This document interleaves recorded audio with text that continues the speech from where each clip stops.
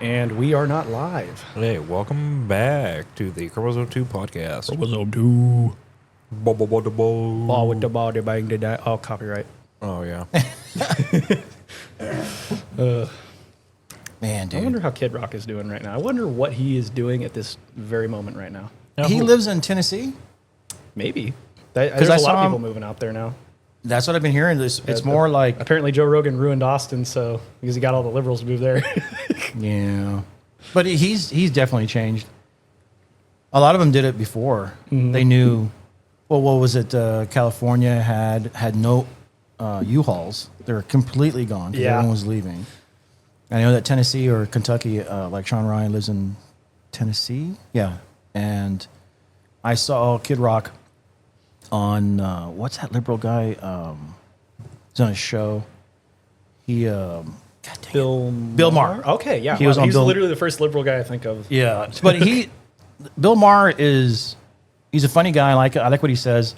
Common sense, but he's still a liberal. Well, nothing wrong with that. It's just that it seems like he's more riding he's paying attention to the changing winds, and he's one of the first people that caught on to that. Yeah. Because when Andrew Breitbart was on there talking about them putting tampons in the boys' room, he was very much in denial of it. Oh, those are for their girlfriends. That's not for the... Oh. No, it's... Yeah. Yeah. So that's the thing I like about him. He does see which way the wind's changing. Mm-hmm. But doesn't everyone do that kind of like... Not just to survival, extent, yeah. But it's like what makes sense, you know. But Kid Rock was on there too, and he was giving him hypotheticals, and it was like, all this other crap, whatever. But it was interesting to see that. Yeah, yeah, I didn't know he was on there. I'll have to check that out. Mm-hmm. There's been a lot of stuff that I've been watching. Since all these executive orders, 500 of them now. Wow. I mean, it just keeps climbing. Okay, so I got the Doge clock, right? Yeah, I've been watching that on the national that thing. Yeah.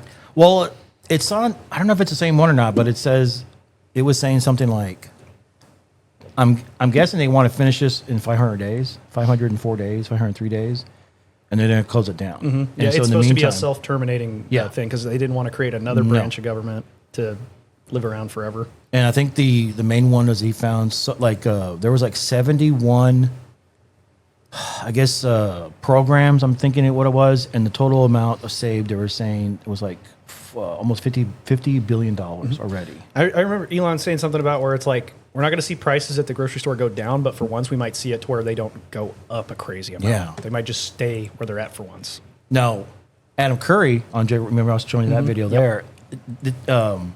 You know about the whole, like after World War II, the Europeans were afraid. Do you know about that?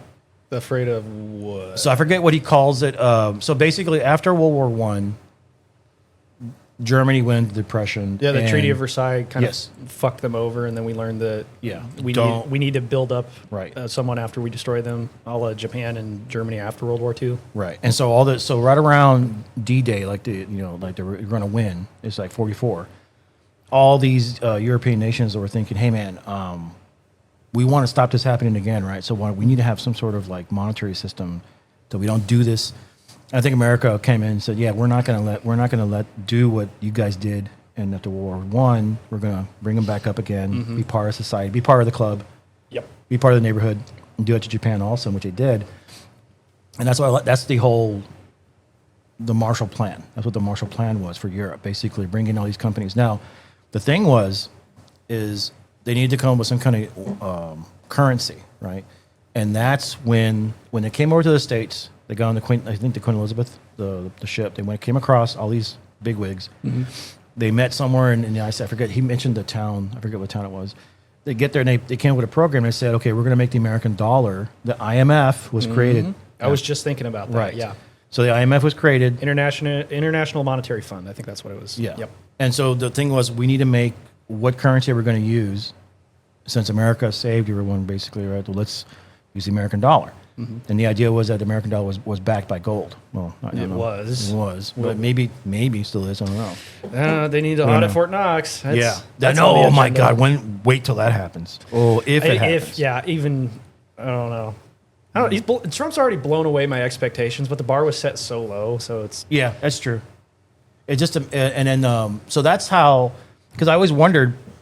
It goes back to not McNamara but Kissinger, and Kissinger would say stuff like, "You control the food, you control the community. You control the power, electricity, you control a nation. Rest in peace, Henry Kissinger. Yep. And if you control the money, you control the world." And so that is what he's commenting on, is basically using the American dollar as the currency for the whole world. And what do? We just printed a bunch of it. So they took advantage of it, basically. But we got Europe back on its feet. We got Japan back on its feet. They no longer were they adversaries. They were partners in business. And the only competition was business competition, but instead of war, which is a good thing. And so that's good. It's a good thing. It's a good thing. It's a good thing. So that we're learning about that, I was like, oh, that's where that came from. Because I knew that we became the American dollar, but how, when? Oh, okay, now I get it. And then that's what eventually established the petrodollar. After later on, yeah. And then it was like Omar Gaddafi, I think is his name. And then he came off of it, and look what happened. He was trying to, yeah. And so this BRICS, you know what BRICS is, right? Like you know about that too. So I put the abbreviation and then basically show this is what it means. I think there were some countries that were pulling out of that, so the acronym might be changing. So because Trump is, kind of like scaring them. I don't know if we should do this, guys. America's getting their shit together. The problem is too. This is what I learned from my old company I used to work for, was that when the American dollar is strong, it's hard for people to buy our products. Now we can't just make hamburgers and car washes and stuff like that. We can't.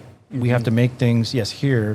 That was also part of why USAID existed too, so we could give money or dole out our money, even when if it was used properly. Yeah. Well, I don't know. Even back then, I think it was still pretty shady.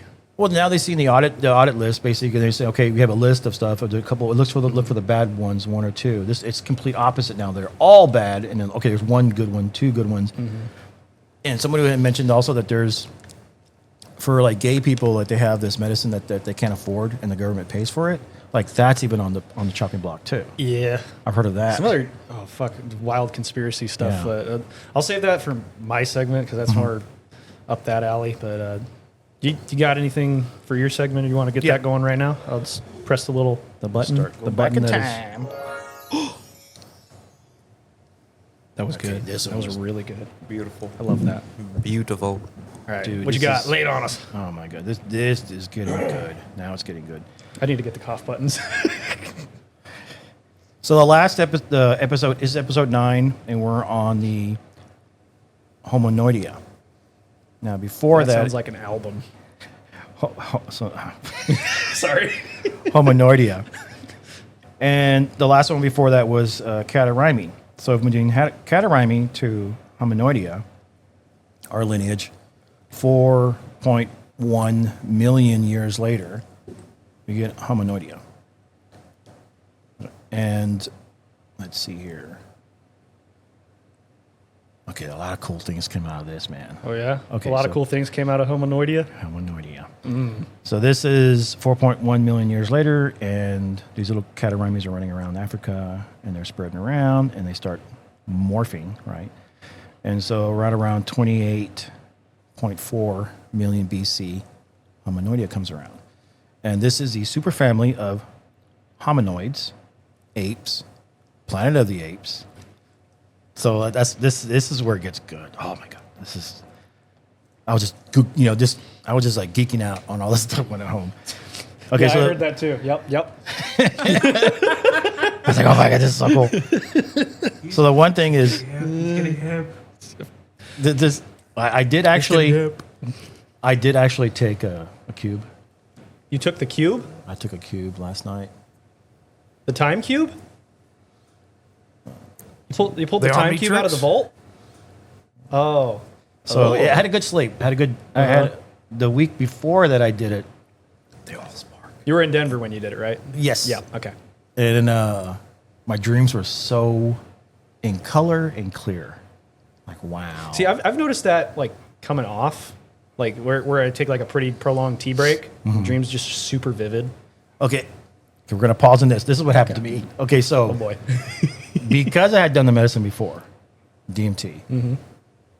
I was in Texas, in Lockhart, and I had a gummy. Or I had a candy bar. It was a chocolate candy bar, right? And it's in 4 pieces, 4 quarters, right? I ate 1 quarter because I was hungry and my back was hurting. So I ate it. It's like, man, after like 30 minutes, nothing was happening. Like, it's bullshit. And I took another one. That's the fatal mistake. Hour later, like, still nothing's happening. I'm hungry. I ate the whole thing. Ate the whole thing. And then I went to bed. And I was traveling through different parallel universes, and I didn't know the way the cosmos fractaled in front of me, right? Mm-hmm. And this is the dream I was having. And I think because of DMT, THC in that form, Delta 8, whatever, in Texas, affects me differently now because of that, right? And so what I was seeing the entire cosmos all fractaled. I was zooming in, zooming out. I was lost. I was like, man, I don't know what universe is mine. Fuck it. This one. And I picked it, and I went into it, and that's when I woke up. I came back. So I have no idea if I'm in the right universe or not. Yeah, you just shifted universes. But everything seems to be okay. Everything.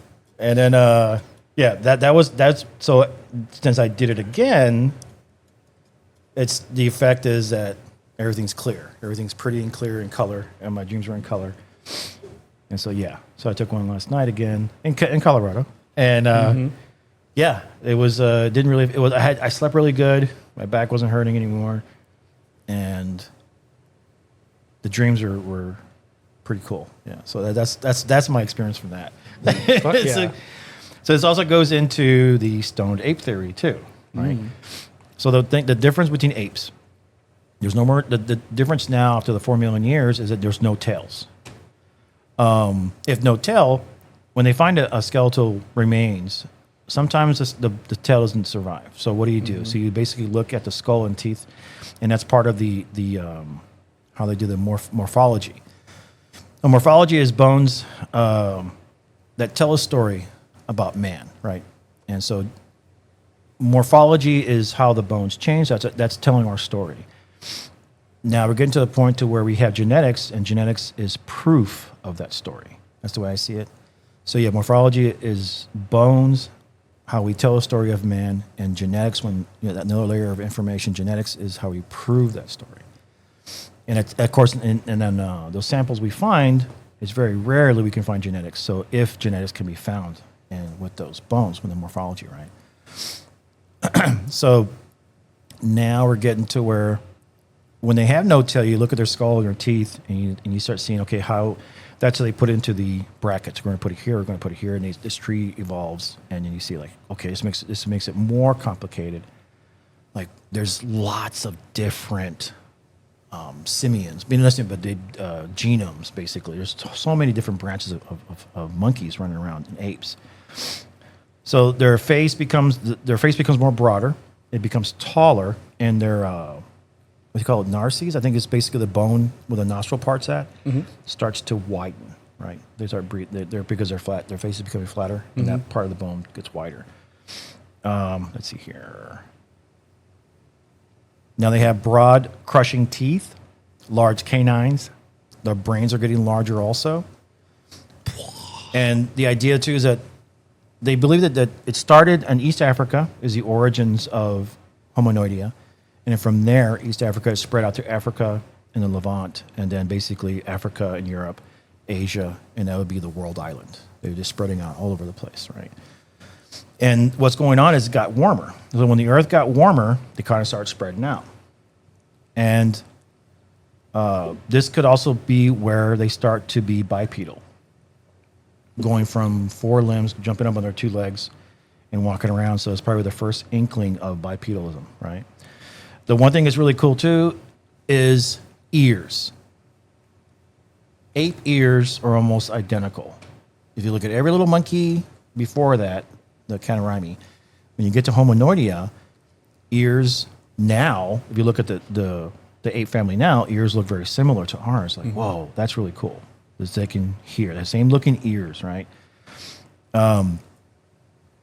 Let's see, greater mobility in the rotation of their shoulders, greater deal of mobility above their wrist bones. Okay, so what's happening here is basically the one thing that's different from Catarrhines that went their way, and then ours, Hominoidea. The part was their arms. They can reach up.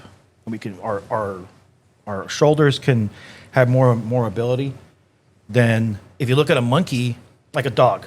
On one time I was at my friend's house and I was going to put handcuffs on his dog, but I realized his arms can't come to the back. Nope. You can't do that. They're like, oh, I'm sorry, doggy. I was like, no, he can't move.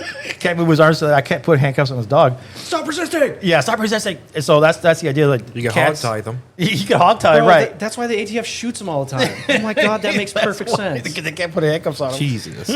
So that's what cats and dogs you see they can't put their arms behind their body. We can't to some point. But they definitely can't do this. I think that's also why part of the reason why they couldn't swim too, right? Because it was like their center of mass was in a different spot than humans, and also they couldn't like get their arms to. I'm sure that some apes back then could swim to a point because they definitely had mobility of their arms and legs, and they had thumbs too. They can grab on to stuff. So they definitely. I think there's some. They might, and then again, we think they're smaller too. They're not like back then. This is at what 40. This is at 28 million BC. And so the size of apes back then were the biggest were the size of gibbons now, which is probably this, like a... From there to the table? Yeah, like they're sitting down, this is how big. They would be basically, would you see a gibbon now? A gibbon standing up, gibbons are so cool, dude. They look so cool. Gibbon standing could be this tall. Okay. And that right there was the biggest size of, let's say, the ones that were going to become gorillas, the ones that are going to become orangutans, the ones that are maybe from this branch also is where Bigfoot comes from. I don't know. This is where I think it happens. Okay. So the biggest they were was this big. And for audio listeners, that's like 5 feet, right? about 4 feet. 4 feet? About Okay. a little less than 4 feet, maybe. And so this is about the biggest that the Hominoidea was back then. The smaller ones that were going to be eventually us, basically, they were the size of small little monkeys. And they're maybe 40 pounds. So they're actually getting bigger now. In those 4 million years, they got bigger. And it could be also because of competition between males to the females, and the females pick, basically. Mm-hmm. So the men get bigger. And there is some dimorphism definitely is happening to where the males are bigger than the females, definitely. Okay. And there's some times where they thought that they found... There is one branch they found where the male was like 5 times bigger than the female. 5 to 1. Huge. So that might be in one case of one particular branch of Hominoideas, but most of them are pretty similar, like 2 to 1 or 3 to 1. Mm-hmm. The females are always smaller. And when you see the best pictures I saw were the gibbons. The gibbons look so cool because they stand up and their arms are like this. They have fingers and everything, and their little faces, and it's really, really cool. Okay, let's see here. And also the idea of being able to reach to their wrist. Their wrist becomes more flexible too. That happens. Broad chest. The chest gets bigger because probably more pectoral muscles. That's happening too.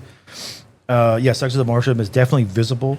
Now, as far as the fossil, like I said before, the fossil records shows the size of apes back then were smaller than, let's say, the size of a gibbon. Like I said before, that's about how big they were. Now, okay, that's where it gets cool. No, there's a possibility of tool use, right? They're using rocks and sticks, and I think they're eating shrooms, and this is where the stoned ape theory from Terence McKenna comes in. I think this is where it starts. Maybe it started in those 4 million years from Catarrhini to Hominoidea. In those 4 million years, maybe somewhere in between there, they started eating shrooms, right? And every year, they get better, they get stronger, they get bigger, their brains get bigger, and they're eating shrooms, right? That's the only psychedelic that's alive back then. Now, as far as was it magic mushrooms, psilocybin? I don't know. Maybe. And when you start eating this stuff, your brain changes. Language happens, communication, ideas, tool use. I think this happened. And when you have tool use of rocks and sticks, basically, there's a possibility of the first culture start. So when you see, it's like monkey see, monkey do. I used to use that all the time when I was in the Army. I'm like, man, I got to read a manual. How's this guy do it? Okay, there was one time that I was going to get gigged during boot camp, right? I had an AT4, and I was supposed to be able to do the procedure of an AT4, get all ready to shoot, right? Well, I was watching the guy in front of me and mimicking what he was doing. And the drill sergeant saw me do that. And he goes, turn around, you. Do it on your own. I go, sure thing. Turn around. Did it. I already saw it. Yeah, I already saw it because I knew it, and I was like, am I doing it right? Yeah, I got it right. I got it. And man, he got pissed when I did that. Because again, I was just saying, okay, he's doing it right. When you get pissed, you figured it out. I figured it out. Then he said, turn around and do it. And he turned around and did it. And I go, did it. And he got go to the next station. And he got pissed at me. And but that's what I'm saying. For me, it was always monkey see, monkey do when I was in the Army. And yeah, read a manual, whatever. But anyway, so that's how it was. That's the best way to learn, and that's I think how these tools are being used. And eventually, from that, you get maybe hints of the starting of the cultures of how they're using tools and eating shrooms or something. That's what I'm thinking. So something I listened to this guy Archcast a little bit, and they were talking about the topic of animals not having souls, whatever. That's not the point I'm trying to make here, but he's talking about how you will never see monkeys working on a project together. Like you won't see them doing something in a group, different than hunting or shit like that, but moving a log together. You won't see them communicate to do something like that. He was using that as an example to explain how apes and humans are different. Now, you saying that they do it by themselves or do it with someone? Yeah, you won't see them cooperative beyond simple basic tasks. The example he gave was two monkeys moving a log together. You won't see that. No, yeah, but if one's doing something, the other one watches and mimics him later on. I've seen that when chimpanzees, and I think that's what was happening back then too. Now we can't judge. Like you're telling me that the chimpanzees now are in the Stone Age, then they've been in the Stone Age for 28 million years. That's the part I'm kind of again, because they're bigger now than they were back then, and they're in a Stone Age right now. The beginning of Stone Age for them is how we were back at 28 million years ago, probably. Are they still doing that forever and ever and ever and ever? You know what I'm saying? When maybe those evolutionary pressures weren't there. That's what I'm thinking. Yeah. Yeah. So that's where I have a hard part, believing that is it possible that back then that they were using sticks and stones? I think so. Yeah, I think that could be the missing link part. There is when they actually started to collaborate for massive projects, or I guess not massive, but larger than a simple project. Because at this time, they're the size of a gibbons now, or maybe a little smaller, with no tail. They can stand up. They're eating shrooms. They're getting smarter. They're getting bigger. That's where they're at right now. And I was that's got to be that's where this to me this was oh my God, this is where things start happening. I think this is Planet of the Apes. Definitely the first time there was Planet of the Apes, basically. Before there was Planet of the Monkeys, now it's Planet of the Apes because they're getting bigger and stronger, smarter, eating shrooms. I'm thinking apes strong together. Ape strong. Apes together, strong. Communism.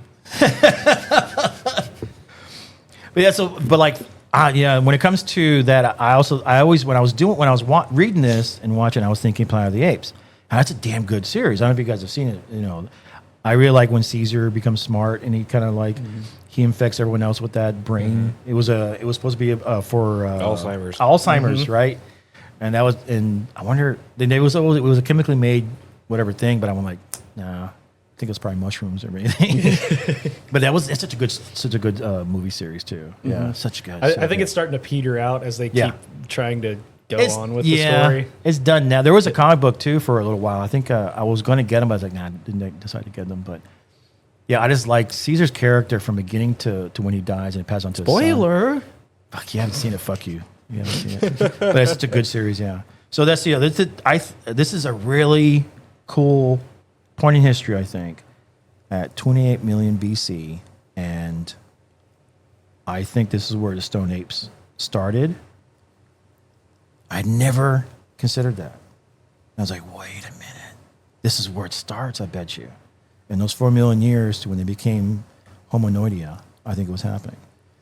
And all when Gutsip Gibbons, her video, her last one I saw, man, she was mentioning name after name of every single specimen that they found, and they're all different. And we're talking at least maybe 20 different samples of Hominoidea. It's incredible. They're so diverse, dude. There's no, there has to be where they're banging each other. You know, that has to be.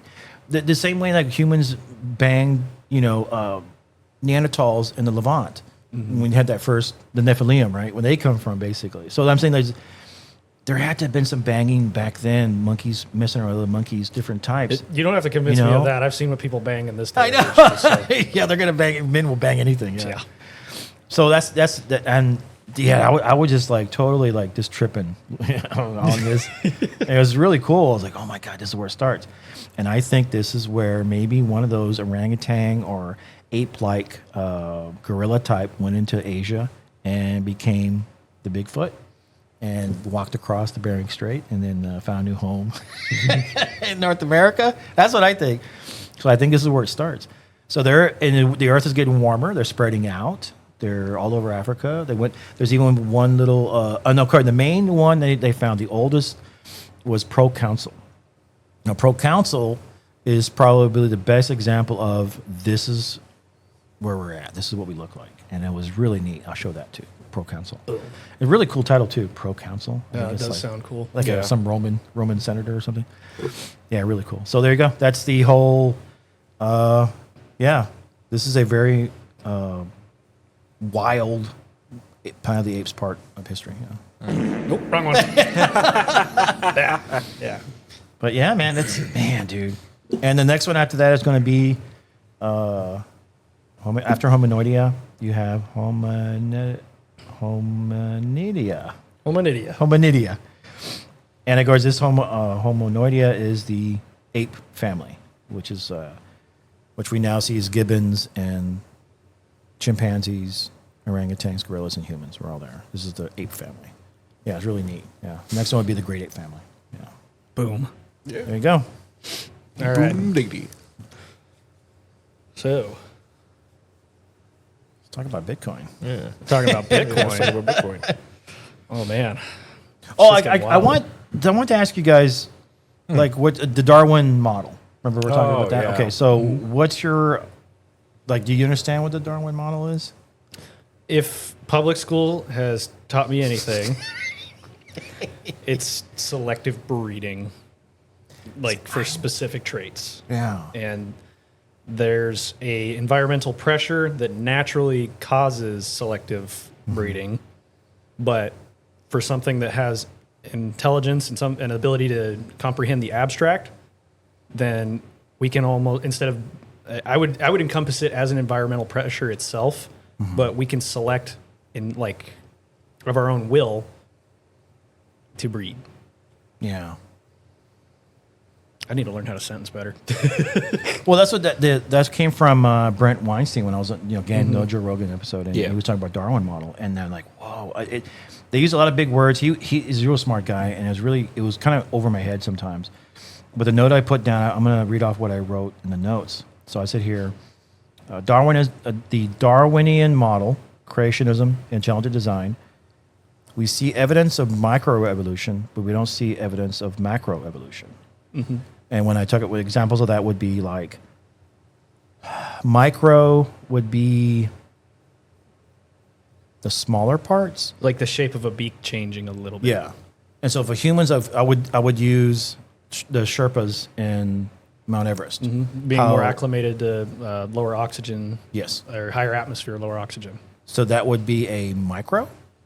I would consider that micro, Yeah. I guess, because I guess it would be more like surface area in the lungs or Yeah. a more efficient way of processing oxygen. That's got to be a microevolution there because we can't see evidence of how humans evolved in the environment, but we do see we can't see monkeys become human. That's macro. That's bigger.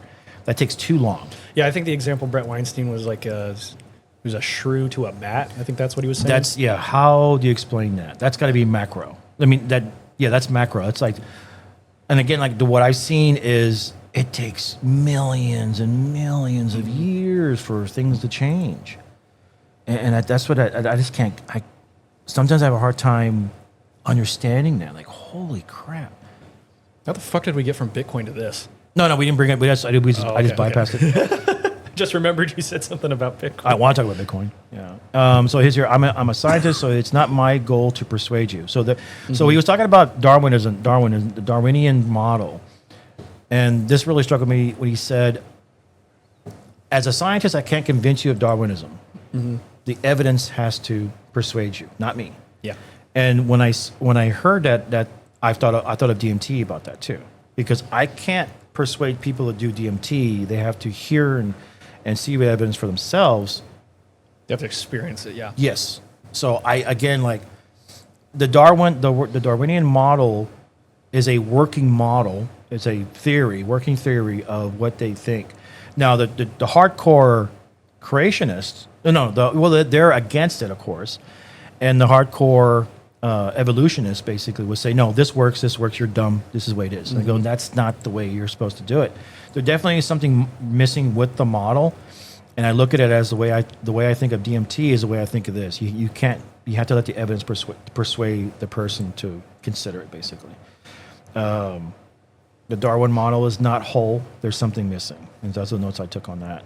So that's what I'm thinking. This kind of goes with. It's just the information changes over time, and we understand more. And this is a working model, but it can't be written in concrete.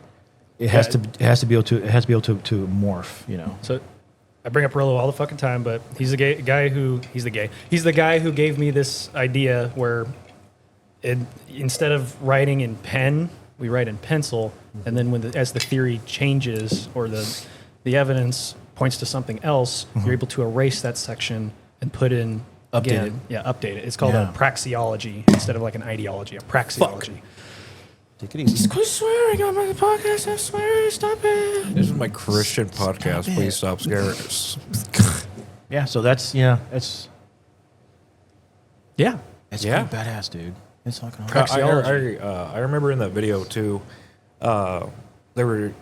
It was Weinstein that were talking about the Sherpas, of course, and it was talking about like when they would come down to the mountains for like supplies and all that type of stuff.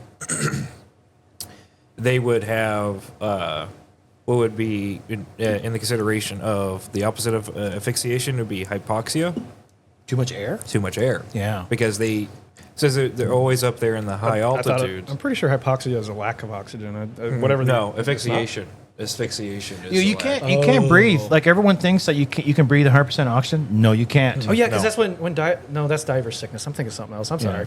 Because I think it's supposed to be like 80-20 mix. It's like 20 or 30% oxygen. The rest of it's hydrogen. I thought it was nitrogen. Nitrogen, yes. Yeah, nitrogen makes the most of the atmosphere. Yeah. So it's not 100% oxygen. No story where I almost died.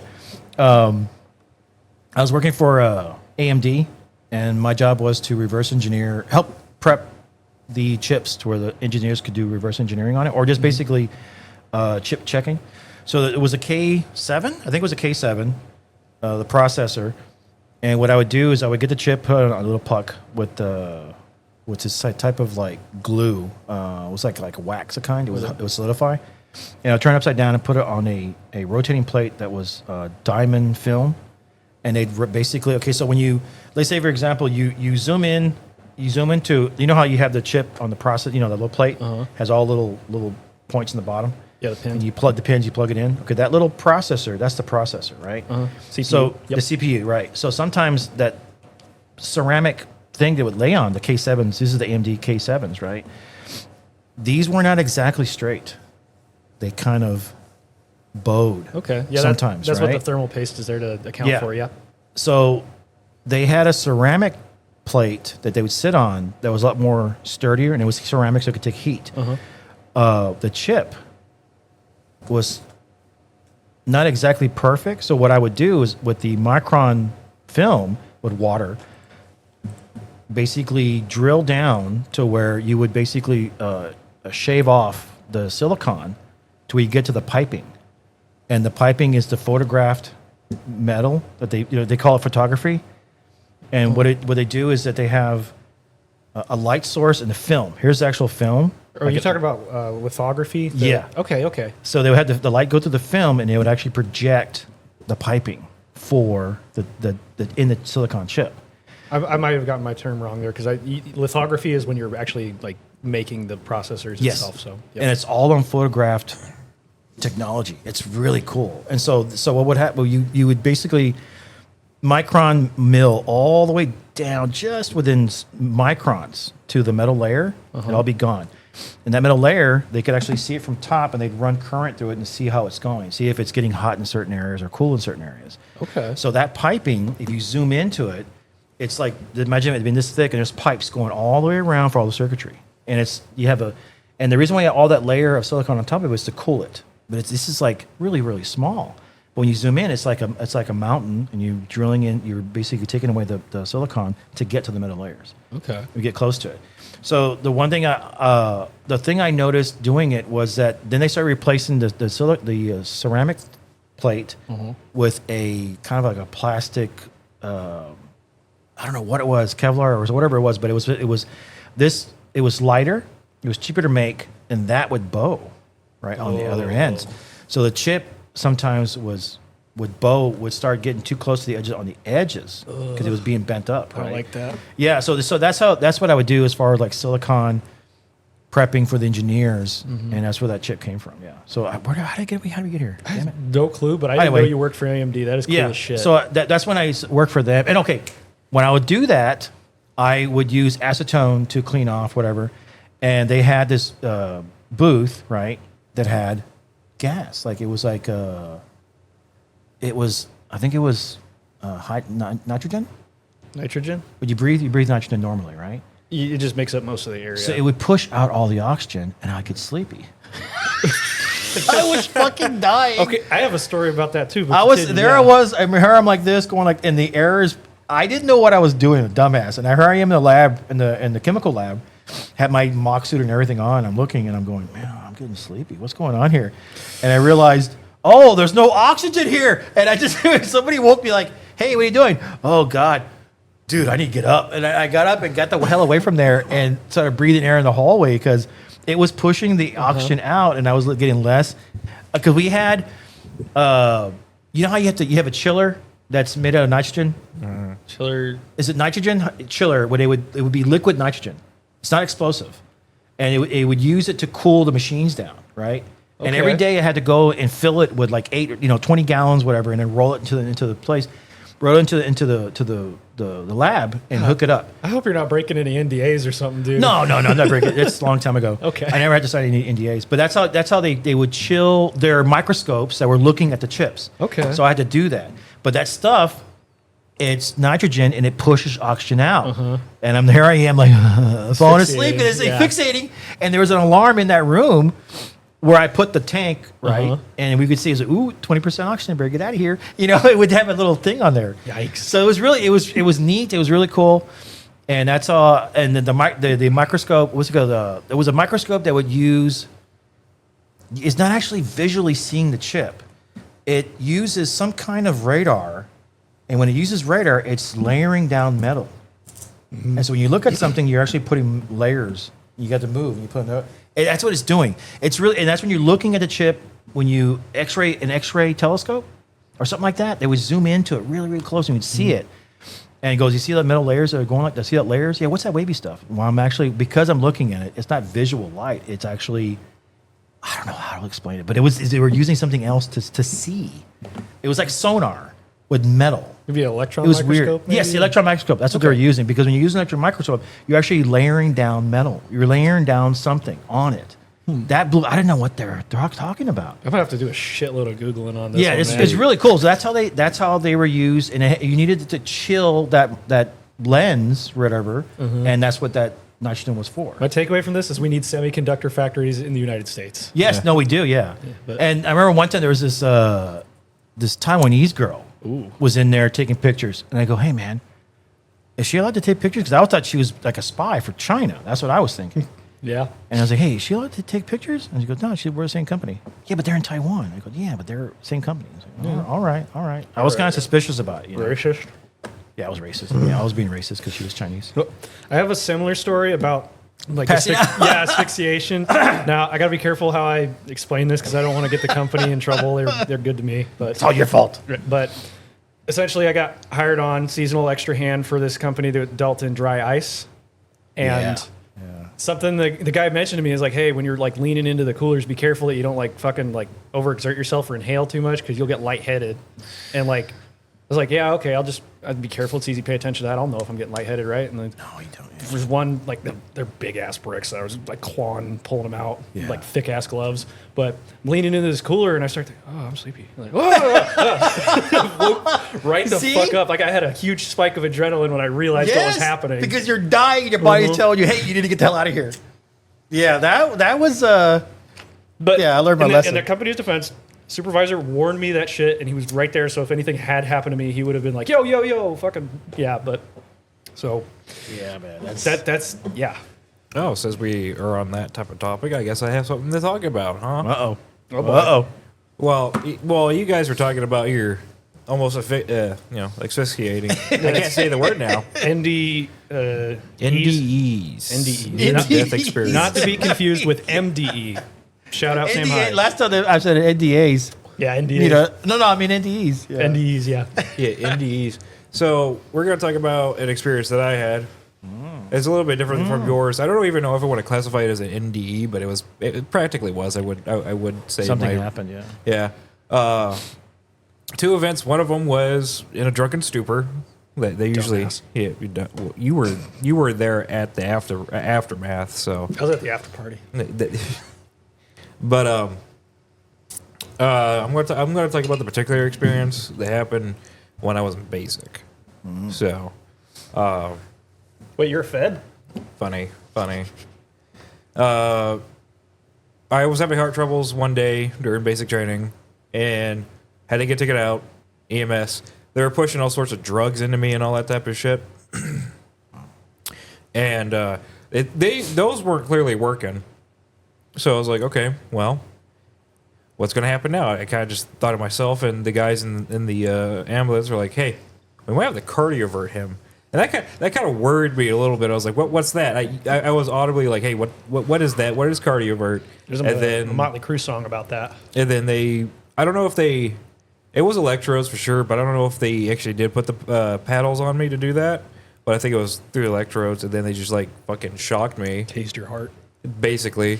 Damn. And They probably did, you don't even remember. well, they did do it. I remember them talking about it. Did you feel, were you in an ambulance? Yes. Were you in and out, or you're up the whole, you were conscious? You're aware? I was aware Okay. until they hit me with a cardiovert. And then I went. What does a cardiovert do? It's basically a jump start. It's supposed to reset the arrhythmia, the rhythm in your heart. It's basically. But That's a copyright. are they like clear that, or is it something else? Well, from what I looked it up, it said that they use electrodes, so like the things on your chest already. I'm assuming. Yeah. I could be wrong on that, but You're like half naked. they took off my shirt. Yeah, so I guess I was half naked. a You little had the bit. PT shorts on. Yeah, I did. Okay. All right, I was. I don't know if I was in my civilians or in my PT shorts, one of the two. But they shocked me. I went under, and the last thing that I hear coming from my mouth is my mouth, no one else. Was I won't be able to see her because I couldn't see anything. It was all black. Okay. Wait. Now, when you heard that, Yeah. you recognized it as your voice. Yes. Were you already in black? I think it was a white light, and then it was black. So. So you're there. It was like it was a transition of me saying those words. Yeah. As soon as I got to the end of that particular sentence, it fucking just went. Because I'm dark. trying to picture what. Because like remember I told you when I felt my socks being taken off, I was at the morgue. Yeah. When I heard the guy crying, I was in the funeral. What was really happening was they were making me relaxed, and the guy next to me saw me when I was snoring, dying with 5-MeO. He's crying because I did the death snore, and he's seeing another veteran dying. Oh, That's shit. the reason why he was crying. No, I'm trying to. That's what I pictured. This is what was really happening outside, and this is what I experienced. I'm just going on what I think happened. Now, what was it with you? You're laying down I was in laying the down gurney, in the gurney. and you had no shirt on. No shirt on. Yeah. They had to hook me up to the EKG to monitor my heart. So the they hook up little wire Yeah. sticky things to your body, Yeah. Electrode. just to monitor you. Yes. And then they said they had to cardiovert me because of my heart rate. Now, what does that look like? That's a very good question. What does that look like? So Do you it's- remember seeing that? I don't remember seeing my vitals, but I remember them telling the one another that my heart rate was. And you're still 220. conscious. Yeah, at this point in time, I was. You're laying down, looking around, like, what does that mean? What does that mean? Yeah, I was like, "What the hell's going on? Like, what are you guys doing? I know this is a serious situation. It's just like I want to be in the know. I want to be in the loop." No one was answering my questions. No, is it possible that you passed out? I don't When know. When I have my heart episodes, I don't normally pass out. I can tell you in brief. I can tell you in exact description of what happens when I have my heart episodes. Yeah, just don't like dox yourself medically. Like No, I won't, no. gotta So, do that. okay. Well, I'm trying to, because I'm confused on how you said how chronologically how it happened. Because I'm trying to put it together too. Because I'm trying to see if it matches something that I've seen. So, you're laying down. I'm lying down, electrodes on my You chest, asked a question. EKG machines on. They were trying to push like beta blockers. They were trying to do all sorts of stuff. Were they injecting you? Yes. Okay, they were injecting. That's what pushing means. Is like they're pushing the thing in. Is like through So, an IV. so you had an IV too. Basically, yes. So you saw. That's what I'm saying. You left all these little parts out. As detailed as you are when you tell stories, Well, you yeah. leave these other parts out. That's what I was trying to figure out. Yeah, yeah. No. I'm not attacking you. I did mention this when I was talking to you. I said they were pushing beta blockers. They were doing all sorts. I don't know of what stuff. that means. I'm saying if you IV. You basically, yes. Okay, that's what I'm saying. Yes. You lost me there. When they were doing that, they saw that it didn't work, Oh, okay. and they were like, "We got a cardiovert." That's when I started asking, like, "What the fuck does that mean?" I didn't say it like that. This is where the part where you lost me. When you said, "What does that mean?" and then you went black, and then you heard your voice. I don't remember if they said clear or anything, or No. Stop doing that. Just tell me what you saw. When you said, "What is that?" and then they shocked me. How do you know they shocked you? Because I felt it. Oh shit! Okay, I felt it. okay. Yes. So they shocked you. Yes. And that's that when your eyes went dark. That's when it was a quick light. The sentence of me saying, "I won't be able to see her, who she Okay, is." stop right there. No, let me continue. No. I'm trying. Did you say that? That's what I'm saying. Was that just a memory in your head saying that, or did you actually? Because I don't see you. That's the wait. issue. Okay. That's the part that I'm saying. So when you got shocked, light, and you heard black went out, and then you heard a voice. I don't think you said that. I think that was in your head. Yeah, I said it to myself in my head. That's what I'm thinking. You didn't say it out loud because if they shock somebody like you're talking, like they're trying to restart your heart basically. Yeah. Because your heart's racing too fast. They're using all these. They put you IV. They got you hooked up. They're checking your vitals. They shock you. And I think when you said that, you think you said it. I don't think you did. I think you said it in your mind. They didn't hear anything that Probably. you said. Other than the that's- question, like, what does that mean? And then, That was it. yeah, basically, I was there, but I wasn't there. As soon as they hit me with a cardiovert, I don't know what happened afterwards. But you have some I have memory. I have some recollection. Yes. There's memory of you black. Mm-hmm. Hearing you say, I can't see her because I won't be able to see her. Mm-hmm. Because it's just like, it's just going in like a quick nap. Like you're just like alert and You're then out. you're out. You just like go unconscious immediately. Okay. No, I don't mean to cut you off because I'm trying because you keep putting all this information. It's like no, one at a time, one line at a time, so I can figure out because I think that's what happened to you. I think that you were once they gave you the shock, you were out, and then you heard you say that. Now, did you verbally say it with your lips? It sounded like it actually came from my mouth. That's the thing. Because I don't know if that was like those. Okay, I wouldn't say final words. Yeah. But the words that I said before I went unconscious and then woke up in I believe it was the ICU with two wingmen just looking at me. Sometime later. Yeah. So holy crap. Okay, so you're in the ambulance. This happens. You believe you heard. You say that. Like, did that come from me? Is that what you were thinking too? But it sounded like me, so it It had to be me, It right? had to be, Okay. yeah. But you're not seeing anything. Holy crap. Not a damn thing. It's until I woke possible up. you might have said that when you were under, because from there I think you blacked out and you went into basically unconscious. You went unconscious then. Your vitals are still present. They got you to the hospital. They gurneyed you into that room eventually. I don't know how many hours have passed probably. You have no idea how much time passed between then and then? None. You have no idea. And I do remember when I woke up, I saw the wingman.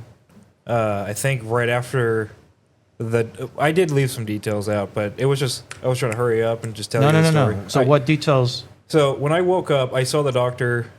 I don't really remember exactly when he came in. I did see the wingmen for sure. I remember them, and I remember the doctor. And When you came to. when I came to, Yeah. I was still kind of groggy after that.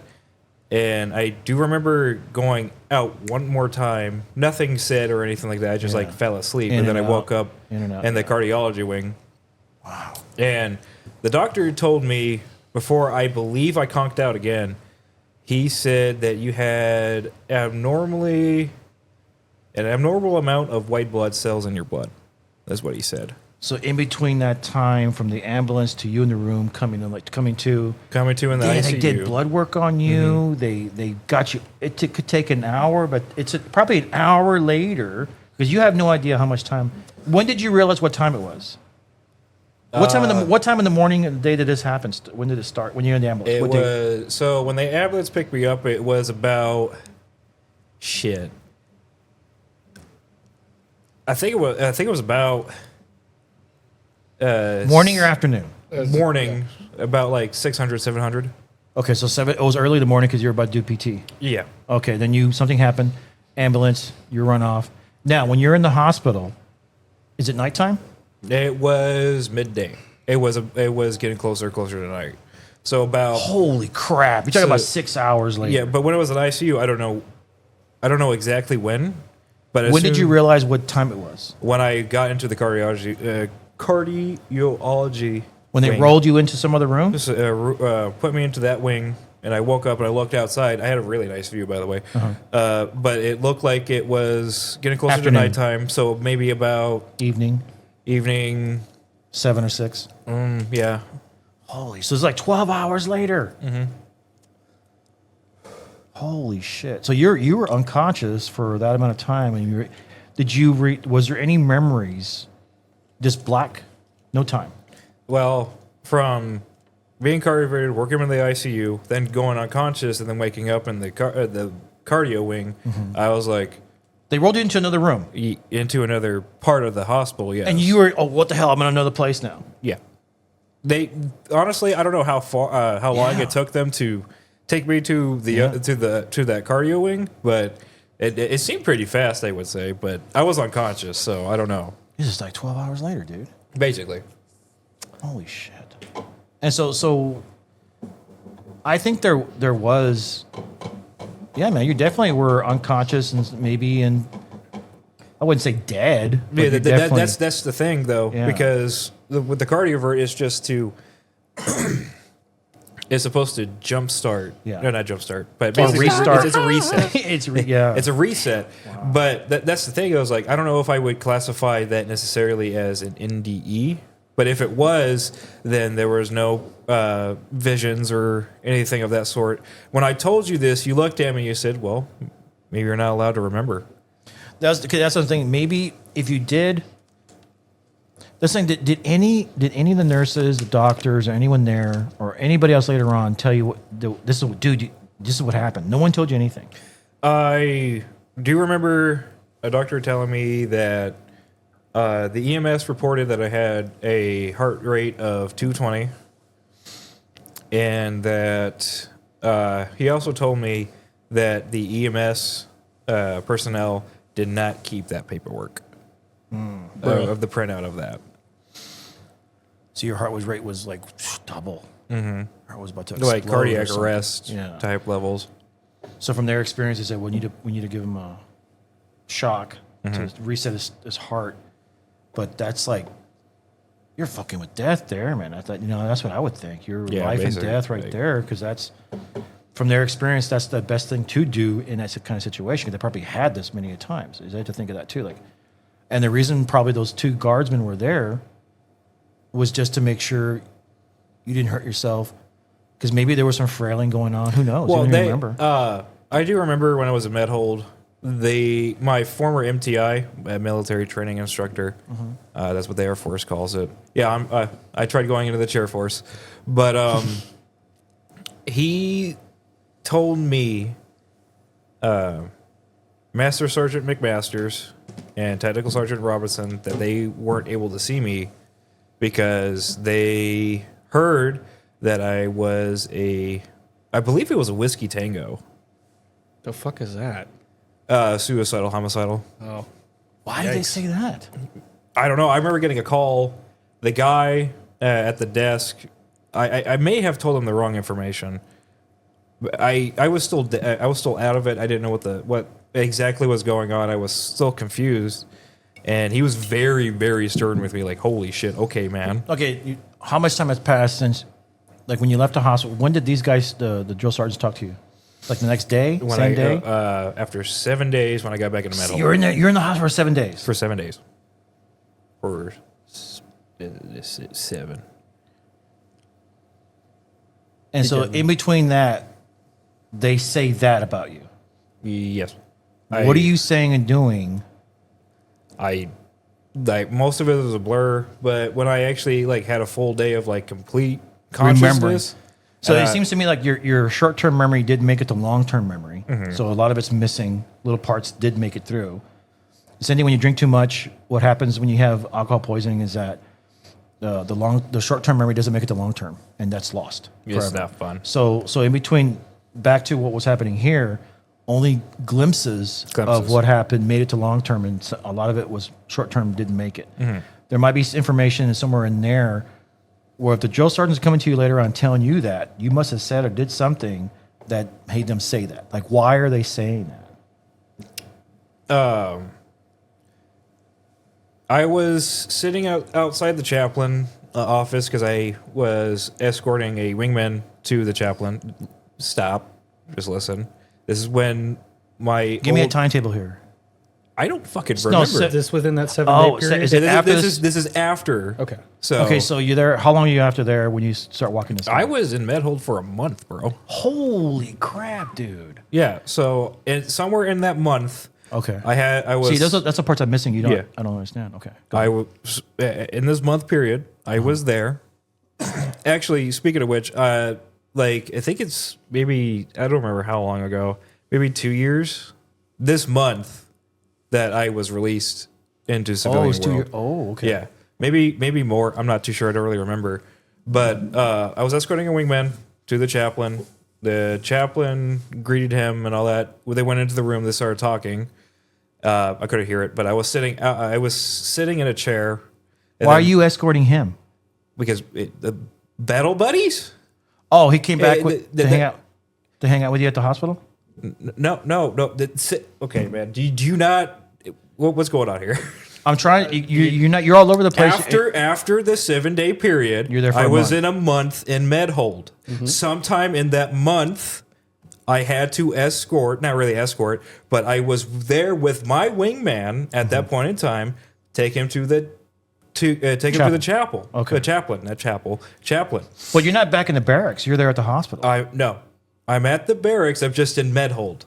Oh, okay. That's what med hold is. Okay. I didn't know that. Okay. They have a separate area for people who, I'm just going to fucking say it, who are too fucking lazy on their PT. Or washed out. You come into the next class. Yeah, I know. Going to the next rotation. Either washed out, too lazy on their PT, Yeah. or they actually had let's say, Instead of letting them go, they're going to see if they can recycle them to the next. some of school. them, yes. Okay. Some of them, no. So you're in that process too. Yes. Like, what are we going to do with this guy? Let's see if we can get him into the next class. Nah, they weren't able to. So, but I'm not saying that. I know. But that's what they were thinking of doing, right? That's what they're trying to. Yes. So they're trying to assess you basically for that 1 month. You're in the barracks, but in the med hold. So they're going to see if they can recycle you or let you go. And that's probably what they're probably debating. So and in that time, you took one of your battle buddies to the chaplain. And to the what'd you hear chaplain. there? By the way, the battle buddy system in the Air Force is called Wingman. Awesome name, honestly, in my opinion. But when I was there, I was sitting in a chair. They were doing their shit, right? I just didn't do anything. The MTI, McMasters, walks past me, and he was like, fuck, what did he say? It's been so long. He just happened to see you there. Yeah, he saw me, and then he called me by name. I reported as such, and he's talking to me. He's like, I'm glad you're doing good.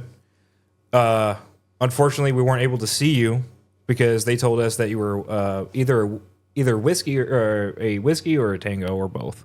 What does that mean? Whiskey, homicidal, suicidal tendencies. What the fuck? So that's basically what was going on. So you must have been doing or saying something that I did made not. them- No. No, that's why you remember. I'm just saying this. It could have been something lost in communication. Yeah. But But I'm saying as a theory, this is my theory. I think you might have done something or said something. The short-term memory doesn't make it to your long-term memory. And while you're kept there, they're saying that, and then they tell the drill sergeant because they're concerned, like, what happened to our troop? And we can't see you, but this is what they told them. And it's like, holy shit, okay, this is kind of bad. This is kind of bad, and then they're worried about, what are we going to do with this guy? Is there any way you could get into contact with the people that were telling you this stuff and maybe ask them or get some background on that? no, I don't think so. Not at all. Okay. It's lost in memory. It's lost in time. You can't go back to that. We lost in paperwork and all that. Yeah, that too. So after he tells you that, He tells me that during the exchange, I didn't have I don't know why at this point in time when he was talking to me, I didn't look at him. I didn't make eye contact with him whatsoever. I felt so ashamed to even be in his presence. Like, I fucking failed you. No. That's what's going through my head at that point in time. Yeah. But he told me that that him and Robertson were not able to see me in cardiology. when you're in the hospital, Because they thought first 7 days, probably, they were told that I was either like a tango or a whiskey or something like that. They thought I was in the psych ward, essentially. That's where homicidal tendencies and suicidal go. where the hell? If you weren't able to make contact because of the shame right there, I could see that being if whiskey is the suicidal one, then I could see where they could get that from. I'm thinking if you let's say again back to the theory. I did get grippy Hypothesis. socks. I did get grippy socks. I can tell you that. Oh, those sounds pretty cool. So the only thing I can think of is that maybe they might have just gotten misinformation, or the only reason why I say that is because from their experience, you're not the first one ever this happened to. So this has probably happened hundreds of times before. Even when I was in this, things have happened like this too. That this is the, like a cop would say, their MO, their method of operation. This is what ends up happening because they're experienced. Nope, this person's going to do this, or that's, so they're probably thinking as a courtesy and also probably as a caution, they're going to say this about you. Yeah. That's what I'm thinking too. So you probably didn't do or say anything. I don't blame them one bit, but No, why do you say that? because they probably didn't know as well what was going on, and they were like, "We're going to take it safe and not have Yeah. anybody there."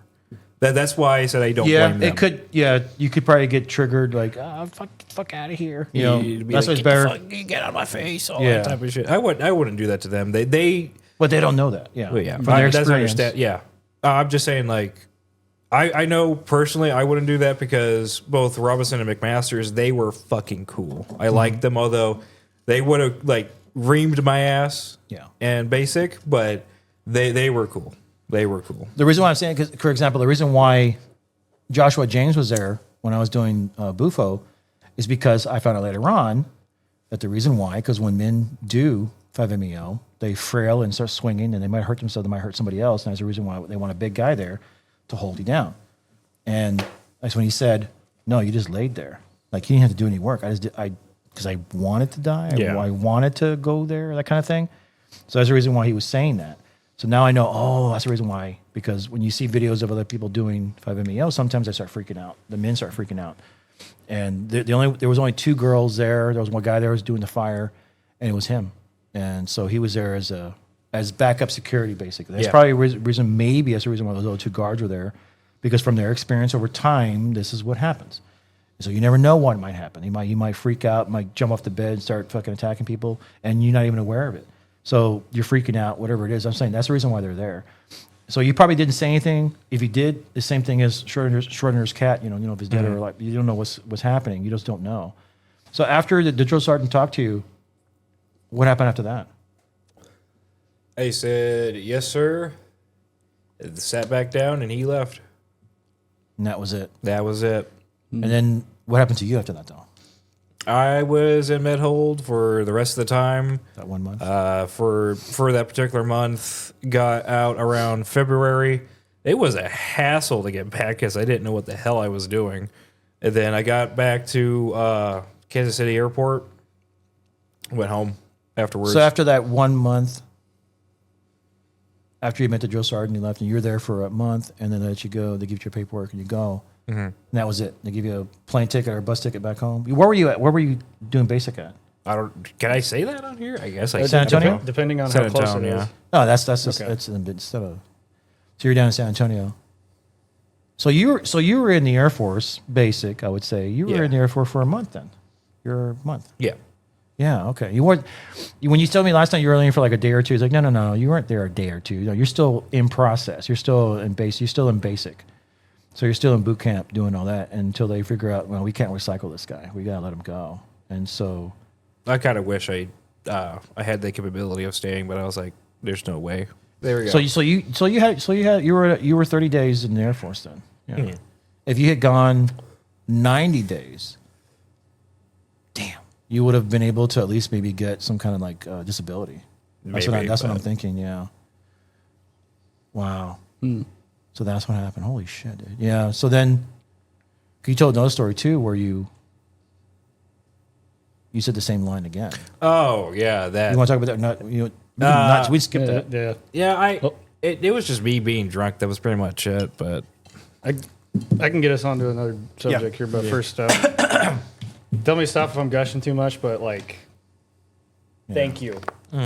Thank you. Just for what? the courage to even like try to Put it together. Yeah. well, be in I'm the sorry, I'm being too like, because I'm trying to understand like what happened where it makes sense. Oh, okay, Yeah. that's what happened. Okay. I understand where you're coming from, but yeah. fuck you. Yeah. No, I'm genuinely, No, that's genuinely I know. serious here. Where I'm saying like it takes some courage to want to enlist, Yeah. and I don't always agree with what the military or higher ups want to happen, but I can always respect the want to protect your own country. Yeah. And I don't think I ever really say that to you, but like seriously, respect. You tried. No. Yeah. The thought you can never regret like, oh, what if I had done that? No, you did. Mm-hmm. And it's not. Don't think of it as shame, man. It's not. Yeah, no. Seriously. There's no shame because there's certain things I couldn't do that I'm ashamed of. But I was like, hey, it just happened. I couldn't get a Ranger tab, or like I said, I knew when I was in that I was not physically capable of doing that. I knew that. Yeah. Now, as far as like, Well, I let bottom tier, I let go of it yeah, you have to let it go because there's no point of holding on to luggage. no, yeah, exactly. But it's Unless you're at an but it's a airport. good at least you had that experience, which is at least you had that experience. That's all that counts. It's just a memory, which is a good bad or good memory. And for me, like I was never tier 1 operative. No, I was down at the bottom of the barrel, 82nd Airborne. We're at the bottom of the barrel, dude. We're the speed bump. They throw us there. Back then, how I understood it, they threw us there as a speed bump to slow down the enemy, and if we get killed, oh well. And then we bring in the bigger guns later on. And that's what airborne is basically. It's just short of a direct action. You send in airborne troops to kind of slow things down, and then the rest of the big army's coming, and you just a speed bump. That's kind of the idea behind it. That is essentially how I'm going to segue into the other segment that I want to talk about. Oh heck yeah! Yeah, so talking about Helldivers 2 again. Sorry, I gotta piss. No, there's a lot of shit. Fucking whoa. Yeah, so during the major order to take out the Illuminate 14 times to prevent their guerrilla warfare against Super Earth, we were having I wouldn't say huge troubles, but there was some troubles there. One night when I was hanging out with you, we're talking about things and all that type of shit. I was there on my phone looking at exactly what was going on, and I remember seeing that it were at 1. And then when I looked at it, we had 2 planets already successfully defended. And I was like, oh, okay. As soon as the night went out, I saw that it went to 4, and then when I woke up again, it went to 5. So there was about 60 or so people, there could be more, for this player-led operation. It was called Operation Cataclysm. It was to prevent the Illuminate from gathering enough dark energy to to pull the Meridian Singularity closer and closer to Super Earth. And unfortunately, we weren't able to stop that from happening. When I remember seeing, it was at 10 on the major order, and that's when about 15 minutes into the last bit of the major order, Angel's Venture went under. It got destroyed. Damn. Literally got cracked in half. Which, by the way, there is a very beautiful, it's kind of shitty, kind of terrible to say, but there is a beautiful time lapse of the planet actually still doing its thing. And like all the shattered pieces of Meridia is moving around, kind of still doing its orbit around its star and all that type of stuff. So it's a broken planet in orbit, like the way Jupiter cracks up their moons also. Now, damn. Yeah, basically. Now, moving on to the recent major order, which was a complete and utter success. A lot of bug divers do get a lot of shit. I give them a lot of shit, but Fuck you. how they get so many people on those particular major orders is fucking ludicrous. I'm not even kidding. During the day and getting closer to the night, there were about over 100K people on Fenrir 3 defending the Center of Science from the attack from the new strain of Terminids called the Predator strain, which adds... I would call them new units because they actually do have some different talents. Yeah, but they're essentially kind of like reskins with like cooler shit. It's similar to how Destiny would make new enemies. Yeah, because they just fucking reskin them. Give them like 1 or 2 new abilities. Yeah, unless we were talking about the Witch Queen DLC, then that was different. So that star that went... That planet at Angel's Venture. It's a planet. It used to have people on it. No, the star that came in. What was that? The first one? Oh, the Meridian Singularity? Yeah, the Singularity started moving. It moved straight to that. Now, did it gulple up the star? It did. Pass by. So on the map, all we see is the planets. Yeah. Beyond Okay. Yeah, okay. So if you were like very vigilant on watching Meridia, it was slowly inching forward to inching closer to Angel's Venture. Yeah. The gravitational pull from that singularity ripped the planet to sunder. Now, is it passed by that planet? Is it going to the next one? Well, currently, when you look at the Helldivers 2 companion app, it's still at Angel's Venture. It's still there, but when you go to visit it, the singularity is not there. Oh, crap. But you see the planet, It's kind of destroyed. just destroyed. The atmosphere's gone. Everything that used to live on it, It's gone. it's just gone, dead. How many humans were there? About, from what I could see from, I'm not even going to say the news organization's name, but when the in-game news, it said about 48 million plus. Damn. And they were trying to evacuate top personnel or top citizens from that. So they were super citizens. Super citizens. They were trying to get rid of. They were trying to get their elite out before People who bought the DLC. Yeah. Come on, but they had plenty of time to see that the black hole was moving towards their system. Listen, that's bug propaganda right there. Okay. Right? How come they had plenty of time? They honestly, Look, managed democracy knows what's best, so you better shut your fucking I mouth. was gonna say like they put a little too much faith in the Helldivers. I would say sometimes. Blasphemy! Yeah, How dare you? I would get quartered and shot. But Damn. but those guys that were doing Operation Cataclysm, they were putting in the fucking work. I can tell you that much. But once that black hole crossed that zone into the next, It crossed over from the Umlaut into the Orion Yeah. sector. Moving and I was like, closer to Super Earth. oh no, One planet's down. Next is Borodash. That's when the same sector, right? Yeah, same. Actually, no, I could be wrong on that.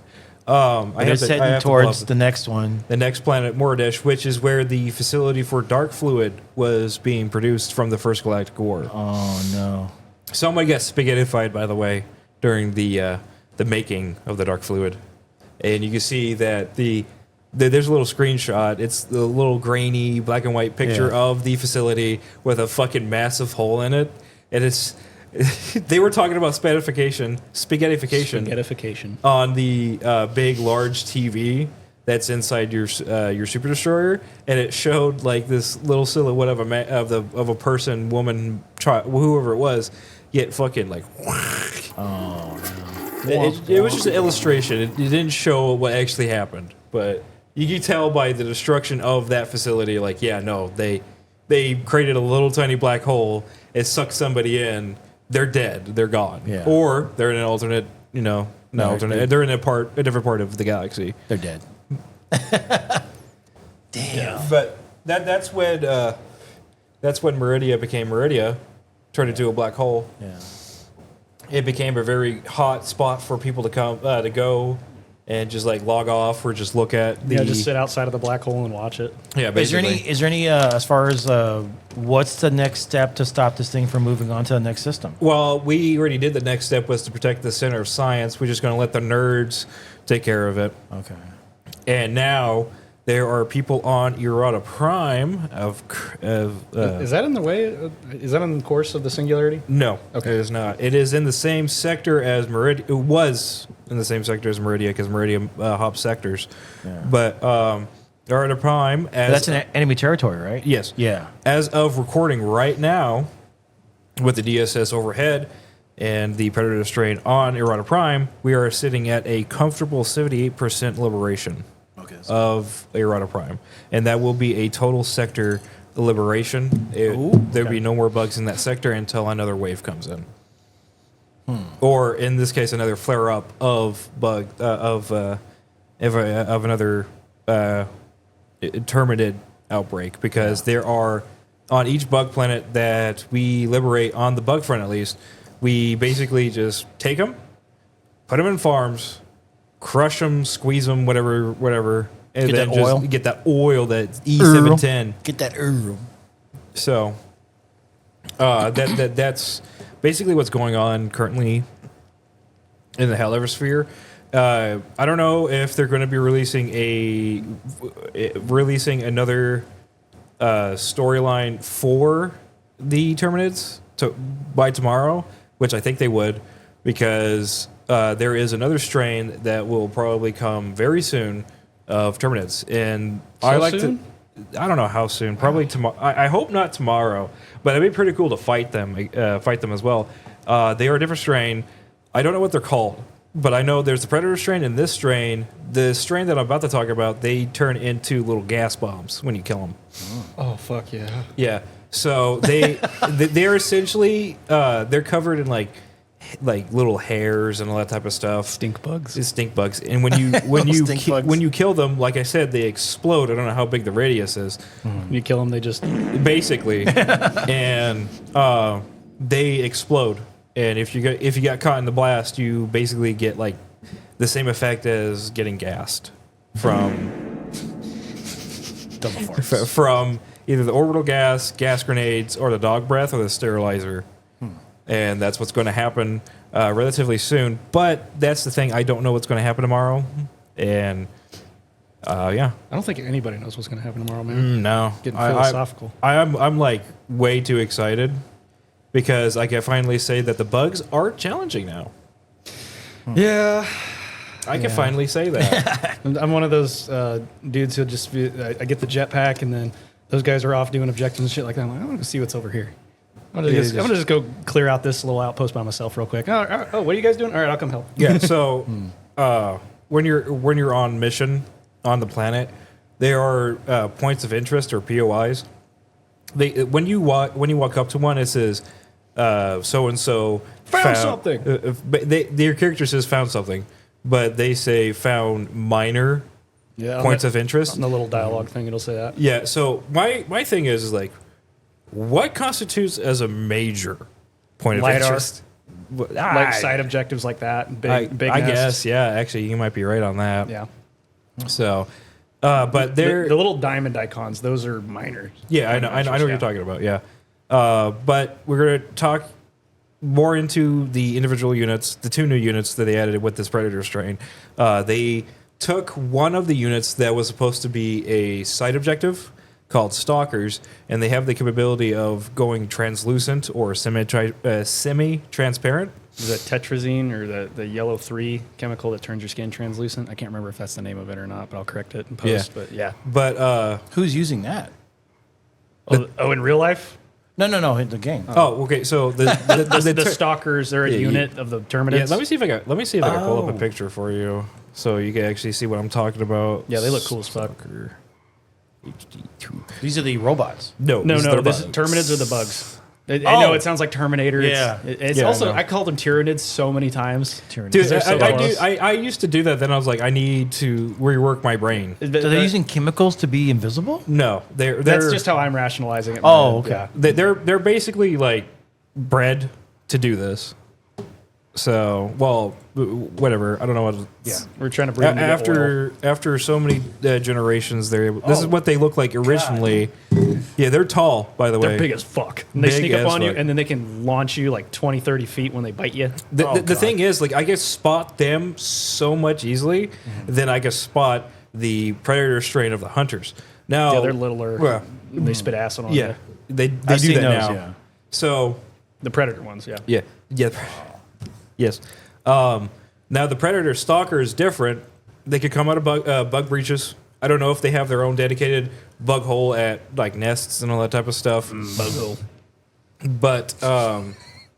But they have a very good. If we're talking about like Fallout type of shit here, they have a really good perception. As soon as they see you, they get alerted, and then they immediately go after you. Oh, God. Yeah. And they're fast, It's like the death claws. basically. Oh, shit. Fact check. They don't see you. They smell you. Oh, wow. They don't got eyes. They have eyes. They have eyes? Yeah. What are they under their fucking like carapace skull shit? I don't see eyes on those fuckers. I just see Do you big remember old the- gaping mouth holes that look pretty. Do you? Well, it depends on your. They do have eyes. It's just you can't see them very well. Okay. I remember when I killed a scavenger and I looked at it. They kind of look like they had like a monkey like bug face, and I was like, what the fuck am I looking at? A monkey bug face. Monkey bug face. All right. Now we're gonna move on to the predator hunter, and those are fucking dangerous because they can swarm you. They're very fast now, extremely fast, and like he said, That's what he said. they will. So they have this ability, the regular hunters, to use their tongues to apply a acid debuff that slows you down and that reduces your armor. I don't know how much, but it reduces your armor, so you're like a little bit like squishier. It weakens you. It weakens you basically. Now they still do that, but they spit acid onto you. Like more. Yeah. Like, it's more of like a Oh yeah. damage by the way, over time is more powerful from the predators. By the way, I'm going to tell you this right now. A really good way to prevent that from happening is wearing the Fortify passive, because I've seen it. I've done it several times. What does the fortified do again? I forgot. It reduces explosion damage, and it reduces recoil by 30% if you're crouch or prone. Dope. Continuing on. And the acid, the bile from bile spewers, bile spitters, not the bile titan, because that just one-shots you if it's just a constant stream. Yeah. But that is considered explosive damage for some reason. I don't know if they've changed it, but I think I remember just recently when I was wearing that particular armor, medium armor, for the best protection against that is I didn't take as much damage. I looked at it, I was like, okay, I'm just gonna kill this bile spewer now, and just fucking popped a grenade in his head, and he died. Now, let me see if I can find a picture of it. I sent it to our buddy. He said he hated it because somebody made this side by side of a Night Lord and the Hunter. I don't really see the resemblance, but okay. I kind of do. Well, that's what the hunter looks like right there. That's what they look like. God damn, it's like a crab. They're basically they're like lobsters, crustaceans, all that type of stuff. Especially with the bird commanders and warriors, because you actually shut up. You can actually see like the way their tails look. It looks like it is they look like crabs. Or Is it possible there's a big misunderstanding? They're just trying to be friendly. No, All right, fucking commie bastard. there's not. No. Can't we all get All the along? liberals are siding with the bugs again. Those are some of the funniest things I see on Twitter. It's funny, but Just a but misunderstanding. that's essentially that is essentially what's happening in Helldivers 2. Now, what's going to happen forward on? I don't know, because It was a misunderstanding. Fuck these bugs. I'm not there at my place. What's up? I got a good segue from Go my ahead. thing when you're okay. So I ran out of stuff to listen to at work. So as one does, I started listening to the Dune book again because it's been a minute, and I was catching some things that Dr. Kynes was talking about when they were writing in the I forgot what they're called, the Ornithopter or something like that. Yes, I think yeah. Ornithopter, and they're talking about biospheres where if there's not enough resources to go around, sometimes like even like relative species or like similar species will like cannibalize or steal resources from each other because there's not enough to go around. And I was thinking that actually can be applied to humans as well. Or if there's like a false scarcity when it comes to like governing, I don't know. I'm trying to fucking string this shit together. If I had more time to sit down and think about the words, I think I'd be able to convey this idea better. But with Doge, we're discovering all of these like fraudulent, wasteful, and like downright just evil Yeah, man. It's things. theft. Like, exactly, theft, resource theft, in the form of currency. And I think that might be a part of like latent survival instincts where it's like there's not enough money to go around, but as long as I can make sure me and my family are good, then I've done my part. That's what they're thinking. So they get these government contracts and they're NGOs and they leech, they steal and steal and steal. And eventually it's adding up to the point where there's just so much going on that we got to shut this shit down and we got to like fix the little biosphere thing we got going on to equate it back to that. I don't know. Maybe I'm having a schizo ramble moment right now. No, I think the idea that is, it's the ship is sinking. Take all the silverware. Yeah, exactly. Titanic's going, quick, grab all the silver. Let's get the fuck off this thing. Yeah, let's get While off the telling boat. everybody on the boat, no, everything's fine. Everything's fine. Yeah. Well, when you talk about like panic, I remember, what was it? Okay, the hurricane hit north of Houston, so it took out some of the oil refineries. And so what everyone did in Texas, the dumbasses, they fucking ran to the pumps, emptied them out. Oh, no. There was no fucking reason to do that. But from my experience, it's always the dumb people, the dummies, that are spreading shit on Facebook or whatever. Fucking TikTok. TP. Yeah. And I remember there was like, what's going on with the gas? I didn't know what was going on. And I was like, I'm not going to panic. I need gas because I need gas. So I was like, well, I might as well get a full tank, you know? It just reminded me of one of the fucking saddest moments during COVID. I worked at a big retail chain, and we're fucking all this TP stuff's going on, and I finally toilet paper? yes, and I ran dude. out, Oh and my I'm walking God. down the TP That aisle. started in Australia. Yeah, How in the remember- hell? I the remember that meme shit. spread, and people were like, "Quick, go grab TP before it runs Yes. out," causing like a bank run, but on TP. And I had this moment where I didn't realize there was another employee that was standing at the other end of the aisle, but like I was staring where the TP should be, and then I look over to where the paper towels are at, and I'm like, and I'm holding one in my hand. It's almost like a fucking movie at this moment. I'm like, how did it come to this? Yeah. How And I lock eyes with another employee See, who the just thing looks is- at me and is like, See, I think someone said later on, like years after that, someone said, look, toilet paper is not imported from other countries. It's made here in the States. There's no point in shipping it from China or anywhere else. It's cheaper to make it here. Toilet paper is definitely made here in the States. And so everyone's freaking out because they're going to run out because they're not going to be able to import in. No. And that just shows you how fucking 82 and below, man. 82 IQ and below, fucking retards. That's the reason why the military... So I know you have an IQ over 82 because you got in. Because 82... My ASVAB says differently, but What was it? 35. No, as what? Yeah, I was in, Okay, we're gonna stop. We're That's gonna not possible. We're gonna stop right there. I don't want to go any further than that. Dude, my ASVAB when I went in was I guess like it was 79. What years? I mean, I could be wrong, but that's what I. No, there's took- no took- way. I took the test again. Oh, So. okay. I don't know if this was the recruiter blowing smoke up my ass, but when I took my ASVAP, they were telling me like, dude, you're like 3 points shy of special forces, dude. We got to get you in here. No, dude. because I think you got the smarts to yeah, dude. They tried churching you up so they could get you in. Yeah, I know. Careful, I don't want the Dunning-Kruger effect to fucking ruin it. But I that's that's the what was it? My buddy, the police officer, he was infantry. He was MP also, and there was a time when we were both in Fort Bragg, and like there's no way the Turfing and Monkey would say this too. He would say first, the military stops at 82. So if your IQ is 82 and above, they'll take you. Anything lower, they will not take you. Because you're too fucking dumb and stupid to operate anything that's the lowest level of a grunt. So they stopped that. And so there was a story my buddy would always tell me that if getting anyone under 82 and below into the army would be a combat multiplier for the enemy. Yeah. Right? So that makes sense. So there was a guy, they call him Butch Sundance. That's like this guy, I don't know what his Butch name is. Sundance. All right. His name, they call him Sundance.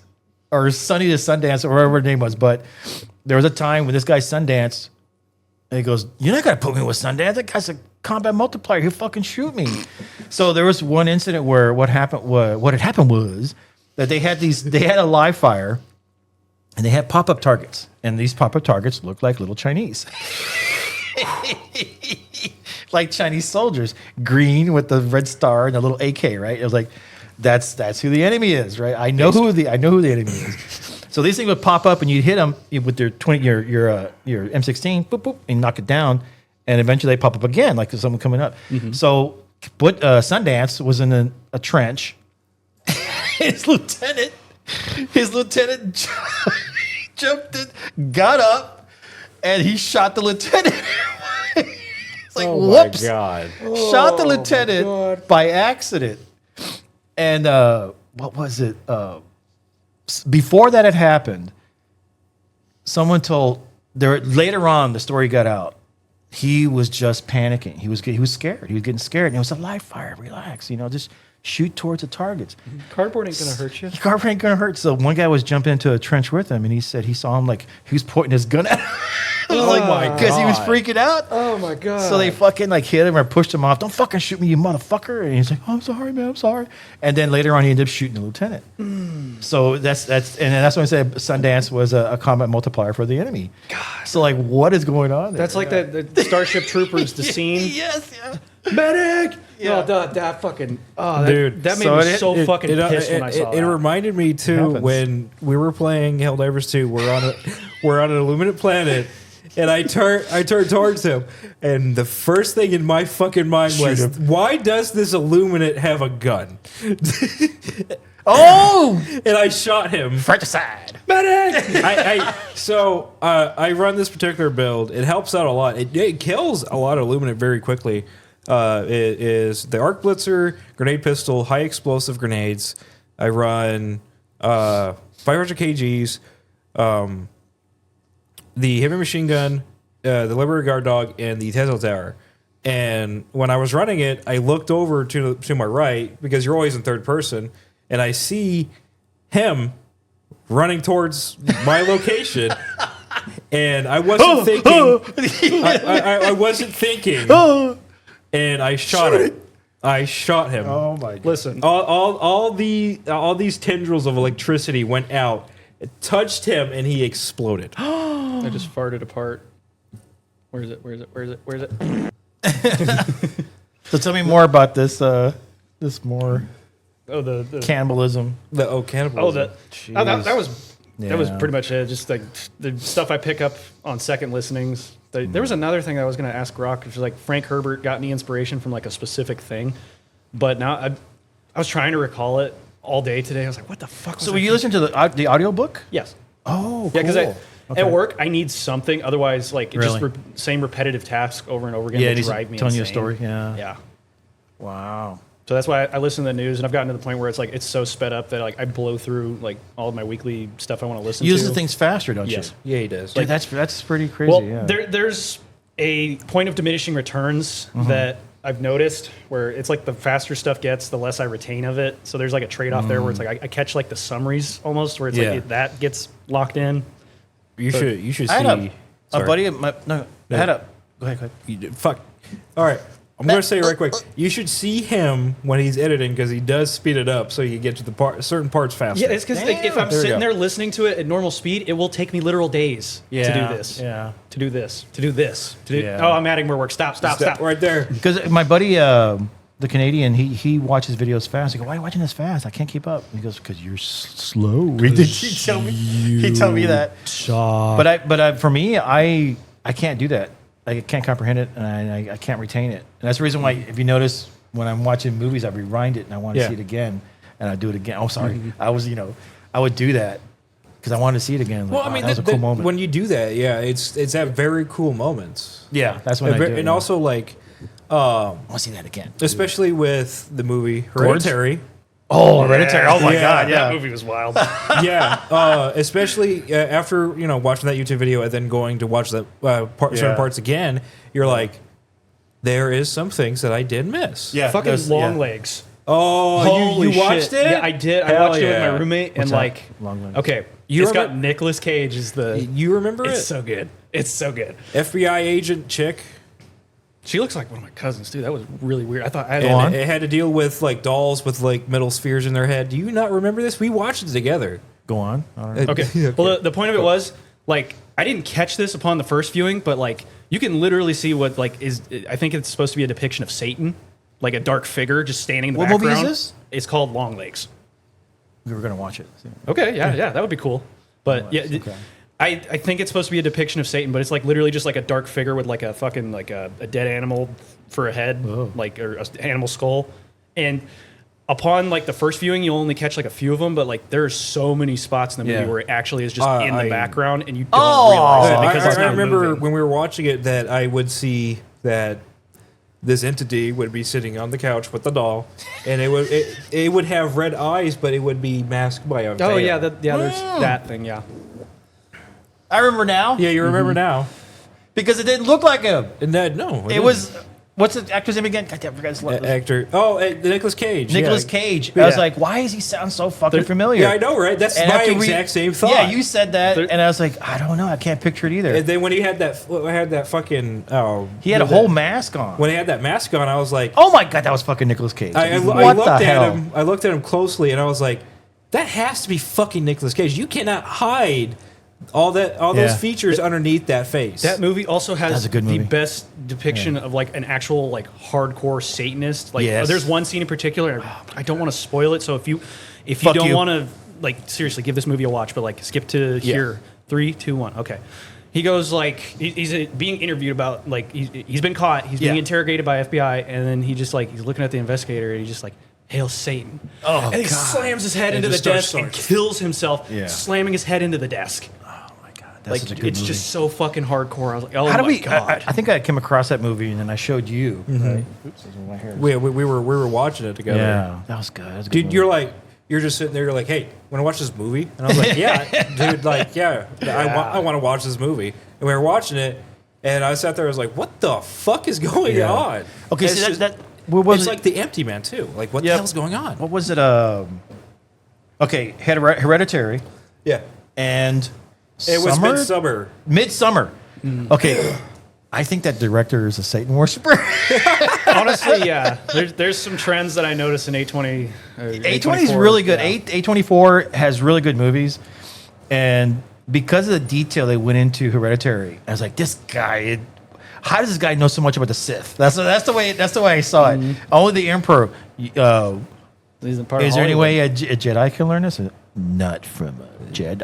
Not from a Jedi. Have you A ever heard the travesty. story of Darth Plagueis the Wise? God, Star Wars used to be so fucking cool. It used to be good. It used to be amazing. The whole man, Darth I can't wait till George Lucas buys it for $1 back from Disney. I know, right? Fucking Buys it back. Just like, all right, everything past this point, not in it. We're going to forget Get it rid of it. existed. Here, we're starting back up with extended universe. Boom. There's so much like cosmic horror. Yeah, Definitely. There's so much is in potential stuff. for Yes. it. If they brought in the right directors that respected the fucking source material. Assist. Sorry, I keep interrupting. Yeah, no, go ahead. No, Go ahead. I'm done. No, well, I mean, there's so many creatures also in the Star Wars. I don't know if it's Legends, probably is, but there's Abeloth. Yeah, man. Like that's a crazy. The female with a big mouth. Yeah, that's a crazy The bitch. female with the big mouth. And that narrows then, it down. like, if She you has get sharp teeth. And you want to put your pee-pee in there. Don't put your pee-pee in there. if you get lost, especially on like the fringes of space too, there's like these like wraiths type things. I forgot what they're called, but they kind of hunt down metachlorian counts. Oh. And they're like force wraiths. I think I would call them that. And they're just like, if you happen to be like, force sensitive, they're like, oh, would eat you. And there's They smell it. hyperspace. That's the Hyperspace madness. That's that something cool. too. That That's could if- be a whole fucking movie in itself, like an alien style, like hyperspace thing where it's just like they're, I don't know, they get stuck in hyperspace. That would have been cool. But that's what I think that director, he went in so much in Hereditary and Midsummer. I think it's called that. Let me check. Yeah, that Midsummer. real quick. And he did those. It was like, no wonder. Yeah, Midsummer. Dude, there's Hereditary is so freaking. And again, and I was telling him, dude, they're aliens, man. I'm telling you. Like, Yeah. I'm starting to lean towards the hypothesis or maybe theory that this war in heaven. Oh, from 40K? No, like in real life. war in heaven. The real war in heaven is like the Getting idea biblical where that's when I'm because Tucker Carlson thinks that aliens are demons, and I think I'm leaning that way because Colonel Corso, right? He called them Egigis. Now Egigis, he called the aliens that. Where's the origin of that word? The Egigis is a demon during the Sumerians. That's where the name comes from. Oh. So Corso called them that. And that's where I think that we're watching that girl that was being interviewed by Sean Ryan. There's definitely something going on when it comes to naming all the Apollo missions. Apollo, Gemini, Mercury, all those are our Greek gods, right? And not Roman gods, Greek gods. And they're putting Greek words and Latin words on the ships. It's like, why? And it's like, so there's something going on there. There definitely is some sort of paganist that they're kind of like maybe giving homage to the alien. That's what I don't know. It's man. bad luck to not name a ship. Yes, Yeah. exactly. I'd like So to know the there's- statistics on that, but at the same time, Every ship is named. That's some Redditor bullshit there. To But I think this war in heaven was the aliens fighting, and they shunned them to hell or earth, right? And Cast out. And so these aliens, they always talk about how these grays have been here for a long time, and so those are the fallen angels. Could be And people trying to mess with a simulation. I don't know. Yeah. So it's that I'm starting to kind of like that's the reason why the military or the government never really wanted to reveal this because they really believe that hey man we're messing with demonic stuff here. I was like, are you sure about that? Maybe it's arguing between themselves and Majestic 12 whatever that they came to the conclusion because I know that the spacecraft have writings on them and they've been able to go back and see what writings match them. It could be that the spacecraft had a writing on it, and then that's where gave humans idea for language or what does that mean, and they copied them. You see that in Star Trek all the time when they violate the Prime Directive. You see that a lot that happens, and so I'm starting to kind of lean in that direction that maybe that these which aliens are good, which aliens are bad, right? And for the most part, they've been gardeners as far as like just watching us, make sure we don't do anything stupid. So I'm kind of split. I don't know, and I think that's the main reason why the government wouldn't release it is because We're not ready. we're definitely not ready. No, I don't think so. The individual's smart, but the people are stupid. Men in Black. That- Yep. Yeah, that's true. So that's like whoa. Man, that's Now kind that you're back, okay. This came out a while back. It's Hidden Xperia. He put out a video about Mendicant bias. Oh, I don't know if you've seen this, but I don't think I have. it was basically the story. I try to recap it for you so that way we can get it, but essentially, there's ancient humans, and then there's Forerunner. I knew about that. Yeah, yeah. Oni knows about that too, by the way. Yeah, but summing it up for you and the audience. Ancient humans, the Forerunners exist. They're fighting each other, other dumb shit like that. And then the Flood shows up. Basically, ultimate organism bent on destroying all other organisms, like just incorporating them with biomass. And then I think Tyranids from 40K, similar to them. But the Forerunners fighting them and losing in the fight.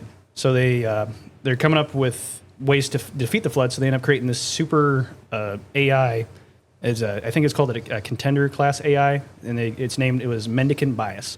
And some other shit I need to lay out is before aliens and the Forerunners, there was these, I think, precursors, what they're called? So it started off with the precursors, and then there was pretty interesting lore behind them, but I'm not going to get into it. But precursor, how it all started, precursors were like, hey, you guys are cool. He's talking to the Forerunners. You guys are cool, but we like the humans better because they have like more humility. They're not as arrogant as you, and we want them to take the mantle of responsibility. That's when it started the war between the precursors and the Forerunners, and then the precursors turned themselves into dust. Some of them did, but that's what eventually ends up becoming the Flood. Yes, because the dust got corrupted somehow. So skip forward a bunch of time. The Forerunners still fighting the Flood, and they've managed to find one of the last precursors. So they get him, and they have Mendicant Bias, their AI, interrogate him. And then there's fucking decades that go by this interrogation where the precursor ends up corrupting Mendicant Bias with the logic plague. Guess what it's called? Yeah, that's what it was called. But it ends up getting Mendicant Bias to turn on the Forerunners, thus fucking them up, getting the Flood to then destroy the Forerunners. But the Forerunners had a backup plan that they were working on called the Halo rings, which essentially The Halo array. Yeah, the Halo array, which was 7 rings originally that would wipe out all life within a certain distance. So they spaced them out, and the idea was that it would destroy the food source for the Flood, thus killing it, and then they would use the Ark to repopulate everything with the original species that were on the planets. Now, for this, they punish Mendicant Bias by like locking him away in like Epitaph, the map from Halo 3, which I always had like a weird draw to that map. I think it was like one of the first maps that I like when I booted up Halo 3 and I was like playing it, like these custom games. Like I hopped on there with myself or by myself, went on there and Forge and just like looking around. What awesome. map? I'm just going to cut in right now. Yeah. What map draw me the most was Zanzibar. Yeah, Zanzibar's fucking awesome. Zanzibar was amazing. That's the name for it in Halo 2, wasn't it? I think. Yeah, it was Last Resort. Cut my life into pieces. But so either way, he's in. Mendicant Bias is locked away on Epitaph, and they basically repeat a word in his head to like get him to fix him. Or the word is atonement, and this ties in. This is all coming to a beautiful conclusion here. That it's sad and bittersweet, but essentially, from the back end, Mendicant Bias has been subtly manipulating things in favor of humans, and that was his form of atonement for his sins of fucking over the Forerunners, is that he's trying to help the humans defeat the Flood when they came back. And the biggest bombshell, hidden experience, by the way, check out this video, but the biggest bombshell was that confirmed this was that in Halo 4, the first song when you boot up the menus, the song is called Atonement. So, oh fuck, I butchered it, but essentially when the end of Halo 3, the ending was weird, where you're trying to get off the Ark after the fucking Halo detonates prematurely, thus destroying the Ark. And it destroyed the Ark, right? No, it didn't. No, it didn't. Never mind. I missed that part. But that was the theory. Yeah, and then the Master Chief and the Arbiter are on this ship trying to fly away to get to this portal to get out of the blast radius. But the ship, only the front half makes it through. So the Arbiter gets teleported out. And then Master Chief gets stuck on the back half, which ends up somewhere else in space. And the idea was that, like, oh, that was just purely by chance, but it might have been Mendicant Bias manipulating it so that way Master Chief would end up outside of the Requiem. Yeah, Requiem, where the Didact is locked away. The idea being that Mendicant Bias was going to he was going to set up Master Chief to awaken the Didact, who was locked away to cure his logic plague that he somehow got. I'm fuzzy on those details. So when the whole thing happened, the sphere that he's in is called the Cryptum. And it was essentially just like he was put into like solitary confinement, and he was supposed to also atone for his shit. But when the Halo Array fired, it fucked with it so hard and he was in the cryptum for so long that he went insane. Yes. A computer program. Okay, Minikin Bias is the AI computer Yeah, program. yeah. The Didact is The a Eurodidact. forerunner. The Euroford? What? Eurodidact. That's his name. Eurodidact, yeah. One of the last remaining forerunners. All his brain was put into. No, his whole body was entombed in the... It's basically like solitary, but you get digitized into this program. It's essentially, you were kind of right on it, but dematerializes you and then rematerializes you. He's super future techno, ancient future techno. It's big marble sphere thing, and he's just sitting there for eons. He's just essentially. balling. He's freaking the fuck out because no one's releasing him. Everybody else is dead. Yeah, he assumes that all the forerunners are dead. He's going to be entombed there for until the end of time. Until Master Chief in Halo 4 comes in, especially the Storm Covenant. I think they're called the Storm Covenant. I don't really remember. But that's when they had the fight on Requiem. They released the Didact. The Didact is like, nah, I'm going to kill all humans now. You don't, fuck you. And Master Chief successfully stops the composer from dematerializing everybody on planet Earth. Although I think it struck maybe Numabasa. I don't really remember where the map, where on Earth he was striking first. But in the scene for Halo 4, you can actually see that there was UNSC personnel on site walking around, and there's just ash piles of what used to be humans just sitting there just smoldering. Yeah, and the fucking cutscene where you see that one scientist lady get fucking dissolved. Oh, dude. Okay, I have a new appreciation for Halo 4 because of the video that Hidden Xperia that I watched. Yeah. Because of all this. Like, I thought it was like purely by chance that he ended up there, but this gave a new perspective to it. This whole story is leading somewhere, but Yeah.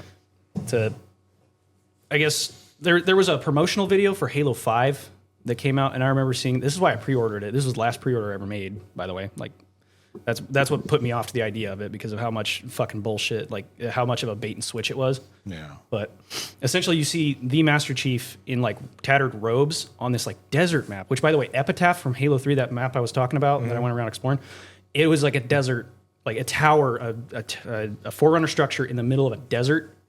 And it seemed like he was in the same kind of environment. And he's like got the fucking Cortana's chip as a dog tag, and he's in these robes. It looks so fucking cool. I equate it to how like when Jack and Daxter, that game. Yeah. I'm going all over the place with this, but that game, it went from being like a cool, fun, friendly kids game to where like the second installment, it immediately became like kind of grimdark and like more of a mature theme to it. And I thought that was cool as shit, because it's like the audience is aging, so the game has to mature with it.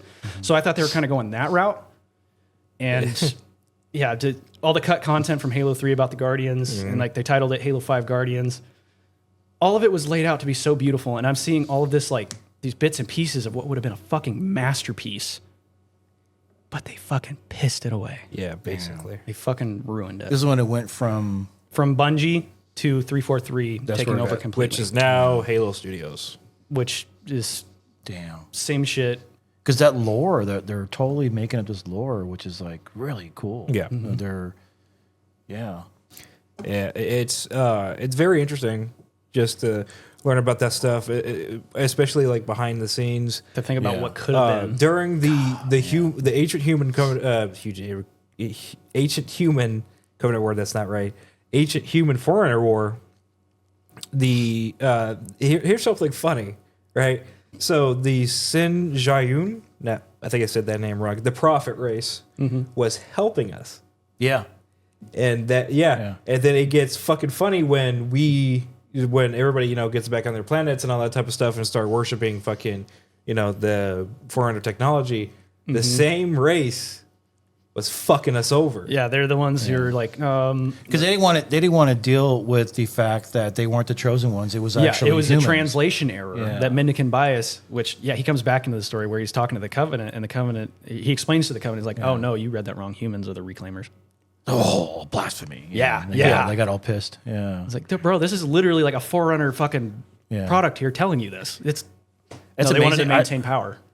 So who was like the person or the team was behind all that? Fuck, I'd have to look them up. That's really cool. But some of the, especially with like certain how certain vehicles are called and all that type of shit. with humanity, the UNSC, their vehicles are more animal-like, warthog, pelican, Mantis. hornet. Well, hornet's an insect, but still, falcon too from Reach. Falcons were fucking awesome. And scorpion. But you got when it comes to the Covenant, you got ghosts, you got specters, you got wraiths, you got phantoms, you got spirits. Yeah. Very And beautiful. it's just beautiful. There's only like one vehicle that doesn't have anything relating to like supernatural entities, other than that one would be called Scarab. Oh yeah, Hornet and a Scarab. That's like the only two that are like they're bugs. Yeah. Yeah, That's don't- yeah, well, don't the match scorpion me. is arachnid, but Yeah, fair point. arachnids aren't bugs. They're like arthropods They're all or bugs, whatever. right? They're all bugs. Kill them. Because I don't know of any series or any show dealing with anything like in real human history, but they're always adapting it from it though. Yeah, there's definitely a lot of biblical like Yeah. they pulled from the Bible a lot with like Halo. It's literally called Halo, so. Yeah, Yeah, I basically. know. Yeah, what is a Halo? Yeah. But And all hey- of this to say, gatekeep your hobbies. Gay. Yeah. Yeah, like seriously, It's not like I said gay. gay. Right there. I kinda- Gatekeep your hobbies. Yeah, but just Halo in general, it has very fascinating lore. That was the main issue with like maybe 4, but I know definitely for 5 is you had to read the books. You had to read the books to follow understand. along. Yeah, It's just like what fucking Disney did. Like they were catering to the fucking people who were like hardcore like lore nerds, but at the same time they were abusing lore too because the people who made it themselves were not hardcore lore nerds. yeah. No. Yeah. Like you have to like understand the source material to play 5. That's why it felt so stupid to me. I didn't really like 4, but I'd be like 4 actually had a more concrete foundational story compared to 5. Exactly. They had the bare bones left behind from the original writers to work off of. So it was still like the skeleton was there. It was just a little deformed, in my opinion. No, it's too I far. I definitely have a greater appreciation for it now, knowing what that his Xperia video. I will say There was- sorry, go ahead. Wasn't there news recently of the creators of the music? Marty O'Donnell. Yes. Yeah, he's Did you hear awesome. about that? What in particular? So him and some other guy created the music for Halo from the very beginning. I fucked up. I can't remember the other guy's name, but I'll put it on screen. Yeah. And there was some Twitter thing or X thing came out, said, I think the current owners of Halo now, the whole thing, Microsoft, yeah. Microsoft put out this album, and he said, please don't buy this because Yeah, they tried we're not re-releasing it, so- we're not going to get any of the residuals from this. Yeah. Fucked up. So They then they fucked put- Marty O'Donnell. So Yeah. Destiny 2. So Martin O'Donnell and Michael Salvatore. Yeah. That guy. Yes, yeah, that's those are the ones who make the music, and It's beautiful. Like I put those on sometimes when I'm editing. yeah, it's It's- good it's music, good. man. It is.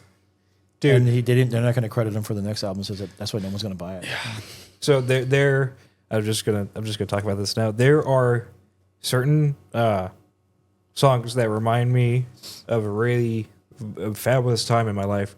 One of them is Covenant Dance from CE.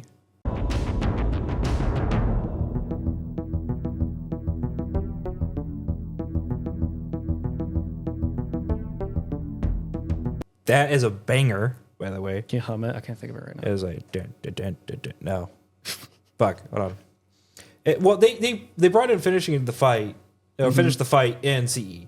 That Yeah. was the Warthog song, and then Covenant Fight was like It's like different variations of that similar motif. Yeah. And I love that. it was like wow. Well, the choir music. the choir, The Gregorian chant. Yes, dude. Yeah. Dude. Oh my god, That activates something primal in us. it does. Yes, yeah, Yeah, because it's so old. It's been with us like almost clear back to that sub-Saharan Africa times. Almost, I Yeah. think it does. in the grand scale of things. and then wow, you no, got man, that's so. That's badass. Yeah. you got I like got the the same variation. feeling. Well, there's like 2 variations. The one that's the original, and then the one that's the second one in ODST. Desperate Measures.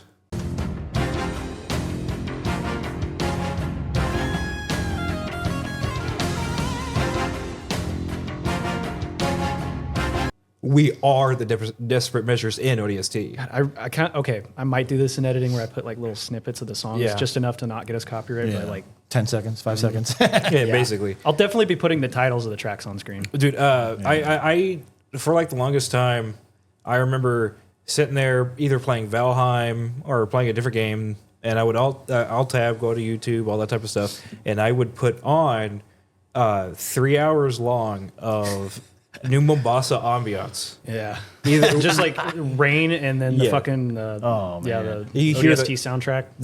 It's either that or just the ambiance.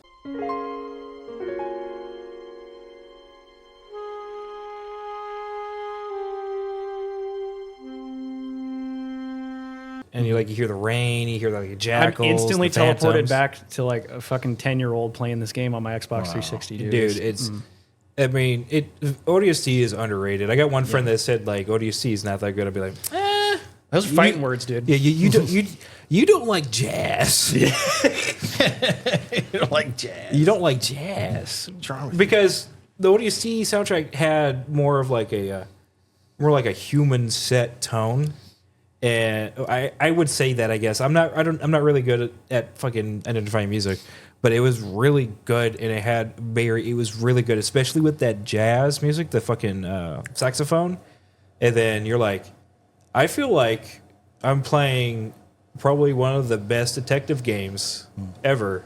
Mm-hmm. That's not It Batman. invokes that noir, Yeah. or noir feel, yeah. But When you're talking about the Gregorian chant, when I was hanging out with the pagans in Austin, when I was with Azatrue, we would like bring out the runes, and some of the runes have certain like chants to them, right? And like I think one of the runes is called, let's say the R. Oh god dang it, I can't think of any of the titles to them, but for example, like oh man, I can't think right now. Whatever the letter was, we would say it and we would chant it. And we would say, let's say, Varu, whatever the word was, whatever. And we'd do it and we would go, Aru. oh, that must have been cool.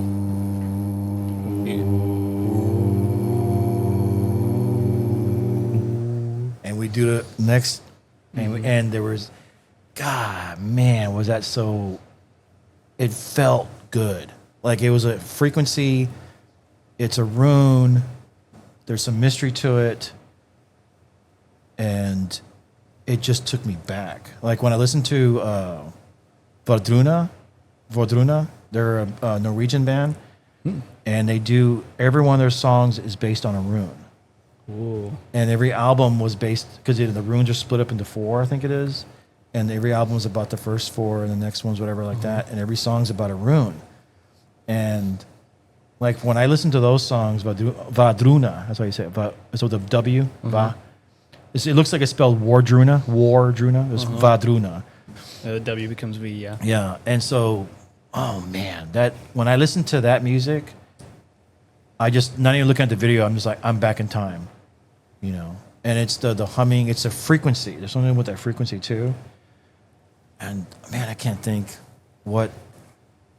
Here, I'm gonna get some more water. I'm gonna look up one of the runes, and the way you would say it, we would say the word, and we'd hum it, and there was something real. There was something.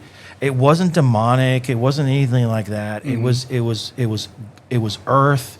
It was the past. It was our ancestors. There was something about that was really powerful, and it just felt really good to just say those runes and hum it out. And man, that was incredible.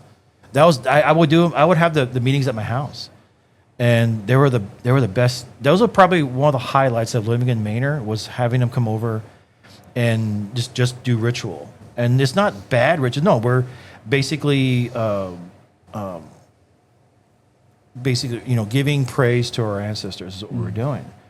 And that's why I liked about it. But a good, percentage of them were kind of crazy, a little crazy, but they were definitely, some of them were conservative like me. It was only a handful of them, but the rest of them were fucking liberal crazy people.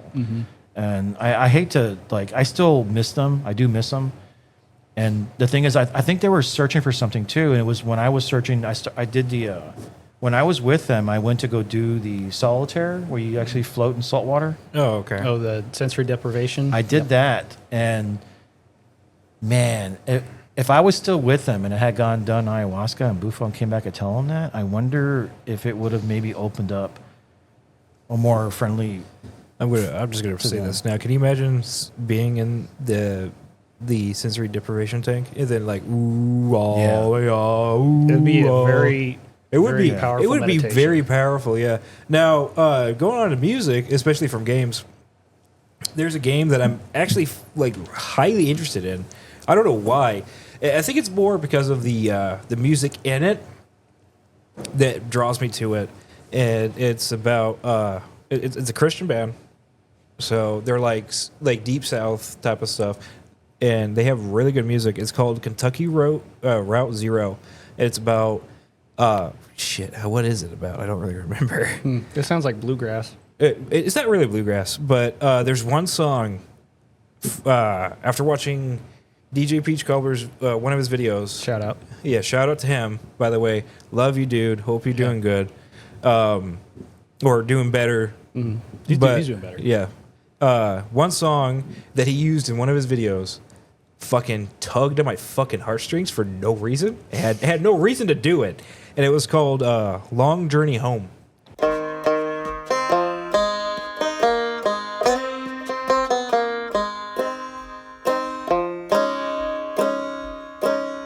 Cool. And I sat there, I was like, God damn. Yeah, just the title alone there. Like, And it's better because the shit. Just thinking about it is actually kind of almost making me tear up. I'm just like, yeah, get back in there, bitch. Because it's about community and all that type of stuff. And I don't know why. It just fucking hits me in my core. Makes me like tear up and like a little bitch. that homesick feeling that everybody can relate to. Yeah. But I wouldn't say like a little bitch, but it's like a feeling of it's basically there's like the whole religion thing and all that type of stuff is like trying to fill in that gap that a lot of people are missing or don't know what they're trying to find and all that type of stuff. But just listening to the songs, it's just like holy shit, it's just amazing. One of them too is called "You've Got to Walk," and I don't remember how exactly it goes. But one of the lyrics is, "You got to walk that lonesome road yourself." Yep. That's not exact. That's paraphrasing, but essentially that's what the one of the lyrics is like. You have to go alone. Scary, but do it. Very powerful. Music is a universal language, almost like math, but at an emotional level, you can project feelings through sounds. Yeah. No, fuck, I'm gonna forget this if I don't mention it. But he was talking about like, or Rom, Yeah. some similar to the vein that he was talking about. There's a band called Hailung, and I just got to get the story in here where there's like this little camping spot. There's like out in the middle of nowhere. Yeah. That we used to. Yeah, you know what I'm talking about. Yeah. But I'd go out there with this Bluetooth speaker. Oh, and yeah. The nearest houses were like miles. No, I guess not miles. There was a house kind of close to that, but they definitely. I don't think they could hear. But I would blast their music like full blast on the that was speaker. fun times. And then sometimes I know that there's like it's a kind of a communal spot, but people would drive by, and if they had drove by while I was blaring this shit, they definitely would have been like, "What the fuck is going on?" They're doing it's pagan like Rachel rolls. It's Celtic, very. It was cool. Norse. It was Norse for Norse? sure. Yeah. Okay. Because there was another band. I forgot. I don't even know how to say their name or even pronounce it. But they made a song talking about Mugen and Hugin. Mugen and Hugin. Did Odin have wolves? Yeah. Okay. Hugin and Mugen. Hugin and Mugen. And they were talking about the wolves, and they were talking about. Sorry. They were talking about the many names for those creatures as well as for Odin. And I was like, dude, Odin this had a lot is of names. fucking awesome. I would fucking blare it when I'm going home, And, Okay, so I found. Okay, I took You found it? I took a picture of it so I could see it. Okay, so you can look up the runes.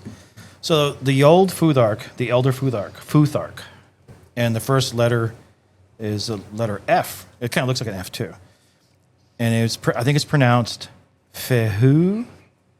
Is how you pronounce that letter. Fehu. So we would do that. We would go Fehu. Do that, and then we go into another one. Say it looks like a letter F, but it's pointing down, but it's a letter A. Ansuz. We'd go Ansuz. We'd do that over and over again. And another one's like Ingvaz. Like Ingvaz. We'd just go Ingvaz.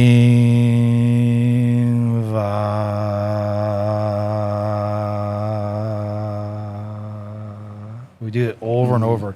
We would do every letter, and it was like, I was like tuning into something. I don't know what it was, but it just felt Gregorian chant like kind of thing. And it was just Vibrations, man. yeah, it's the vibrations, man. There was. Oh shit, your mic's not on. Mic's Sorry. off. There we go. There we go.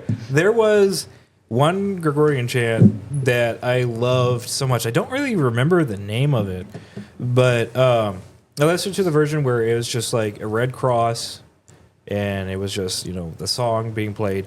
And then there was one where it was in the rain. There's all these Templars, all these Crusader Knights. Nice. They were in standard formation. They were just walking down whatever path it was in the rain, and you could hear the rain in the background, and you could hear the Gregorians chanting in the background of this song. I could look it up, but I don't really remember it exactly. But it's really good stuff. I remember one time. Where are we at? We're 10 over, but we're good. Oh. I'm loving this conversation. Yeah. Okay, so This I might be a weird- was in San Antonio hanging out with my friends that were like we were in the Alamo together, and I was hanging out with them, and we were smoking weed, right? As one does. As one does, As you do. in San Antonio.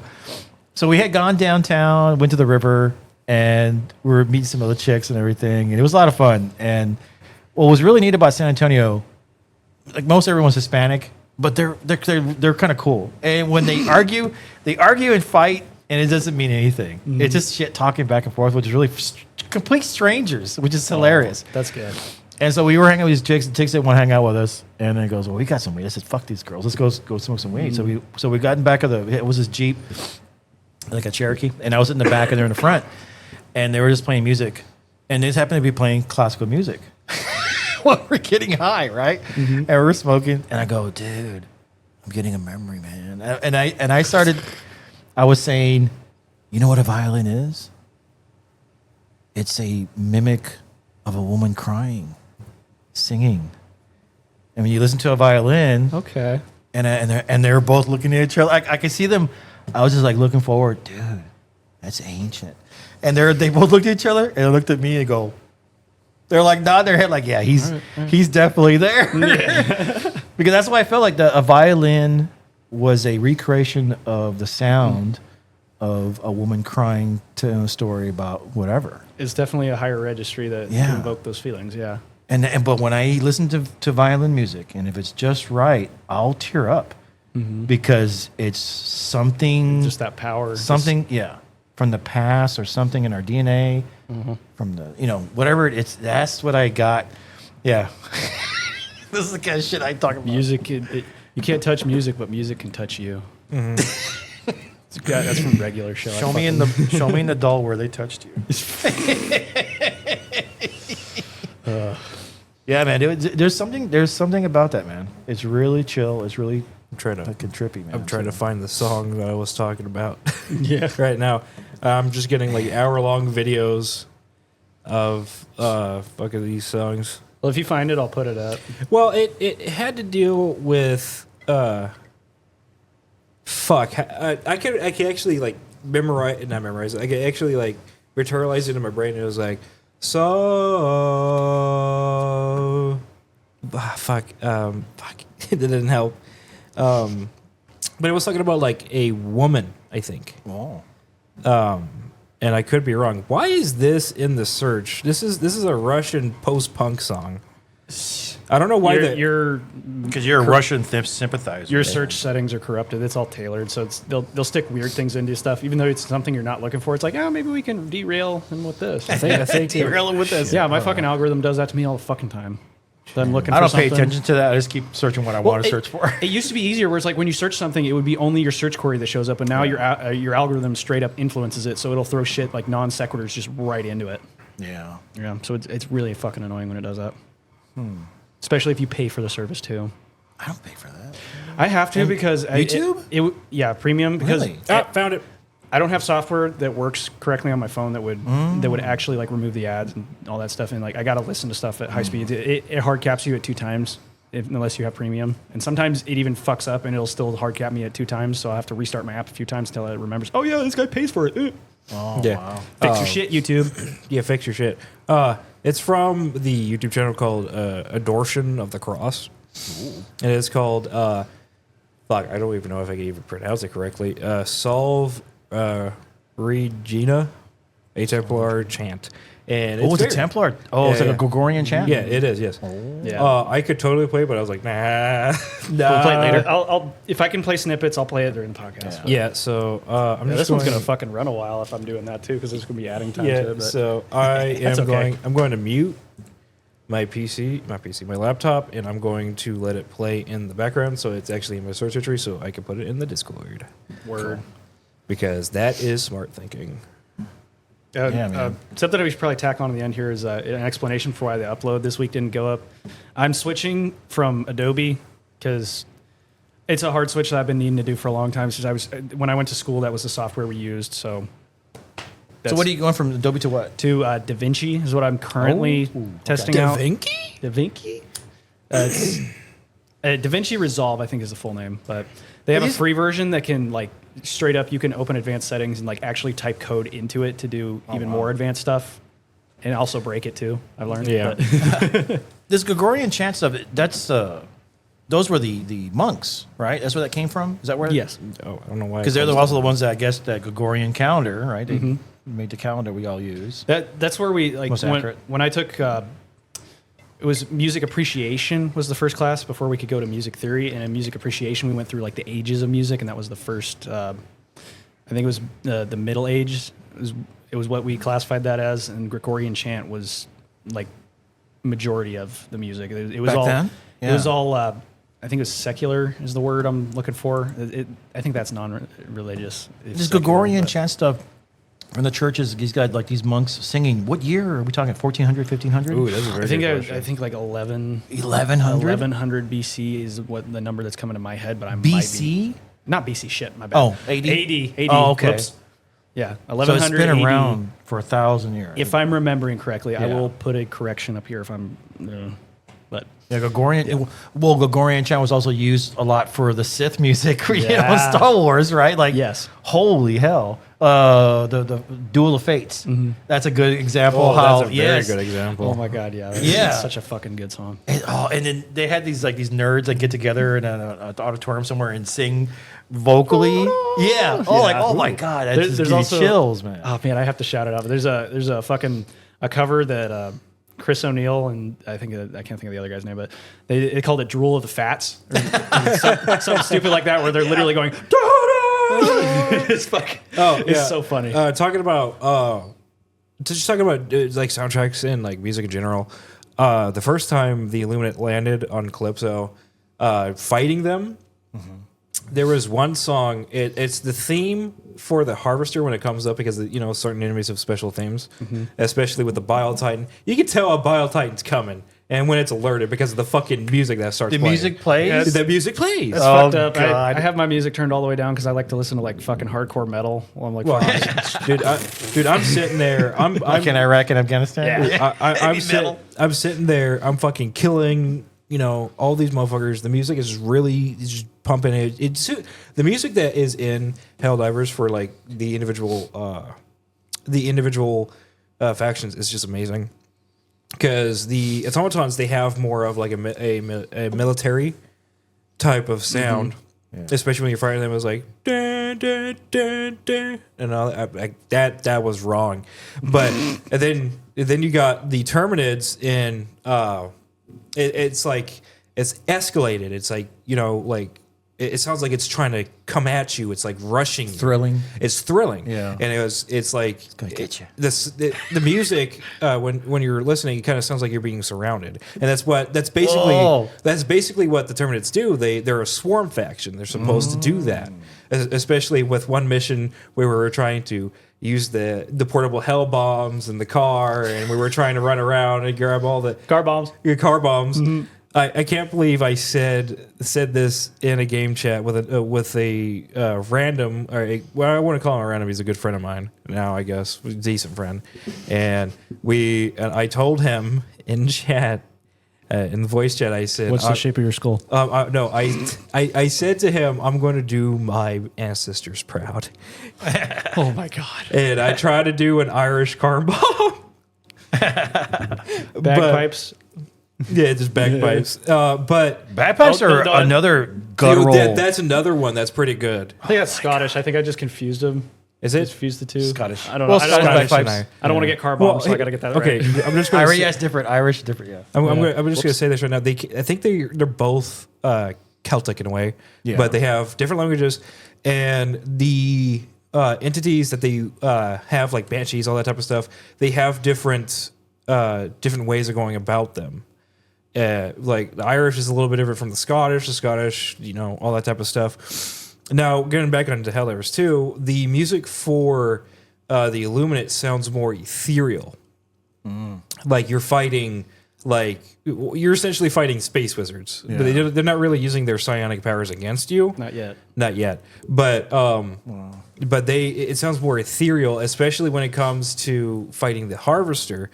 And the music just ramps up, and it's like you're standing literally before something that is probably, by the tone of the music, something that is far more intimidating than the elevated and regular overseers and the Volus, as well as the Watchers. But when you see that towering, hulking figure off in the distance, you're like, that thing needs to fucking die and needs to get out of my face. And speaking of which, a really easy way to kill a Harvester is to get on its flank, place down like a sentry, because they always go for that. They always goes down for a sentry. And if you shoot it on either of its flanks, either right or left, you have a better chance of hitting the joints, or he likes to call them blunts. And that's a really good weak point to kill a Harvester, because as soon as you take out its ability to its mobility, it goes down immediately and it dies. It just falls over. One of the legs pops off and it goes, whoo. Oh, sorry. I just saw smoke coming over the table. I was like, what the fuck? Keep it on my face. I thought that was on fire. But the first time I listened to the music, it reminded me, when we were fighting the Illuminate, I should preface this now, just for clarification's sake. It reminded me of the Flood, like the first time fighting them. And then I sat there and listened to the music, and I was like, well, I guess it doesn't sound like Flood music. But I was like, the first time hearing it, I'm like, am I fighting the Flood? Like, what the fuck is going on? I'm gonna have to listen to the Helldivers soundtrack. I haven't gave that a good listen yet. I'm But- too busy listening to fucking Meshuggah. Well, the Terminated song has it sounds Arabian. Like the intro to it sounds really Arabian, and it sounds really amazing. And it has like this like flute or whatever a wind instrument would be for Middle Easterners. But it sounded really good. It only happens on certain maps, and it does happen on the automaton front. But like I said, it only happens on certain maps or certain planets. I should say certain planets, more like the desert planets, like Europa Prime. Shit, I'm trying to think of it. Like Calypso, that's also a desert planet, but it doesn't have the effects like intense extreme heat or intense cold. Or extreme cold, intense heat. There we go. Those are the modifiers. But you can hear the music as soon as you land, and it's just beautiful and how they do it. Gets you in the mood. It gets you in the mood. And I'm sitting there like, oh, I'm going on an adventure. I'm going to kill myself some fucking bugs, and it's just bugs or automatons or squids. It doesn't matter. It's just the music is perfect for the game. And I'm waiting for them to add new tracks because there have been leaks of certain new enemy types for like the automatons, for the Terminids, and for for the Illuminate. Changing up the music. The change of the music, yeah. And like the music doesn't, for the automatons, the music didn't change the whole lot until you fight a Hulk or you fight the Factory Strider. And now there is two types, two variations of Striders, although I wouldn't say the Factory Strider is a variation of the Scout one, but still. You got the Scout Strider, then you got the armored one.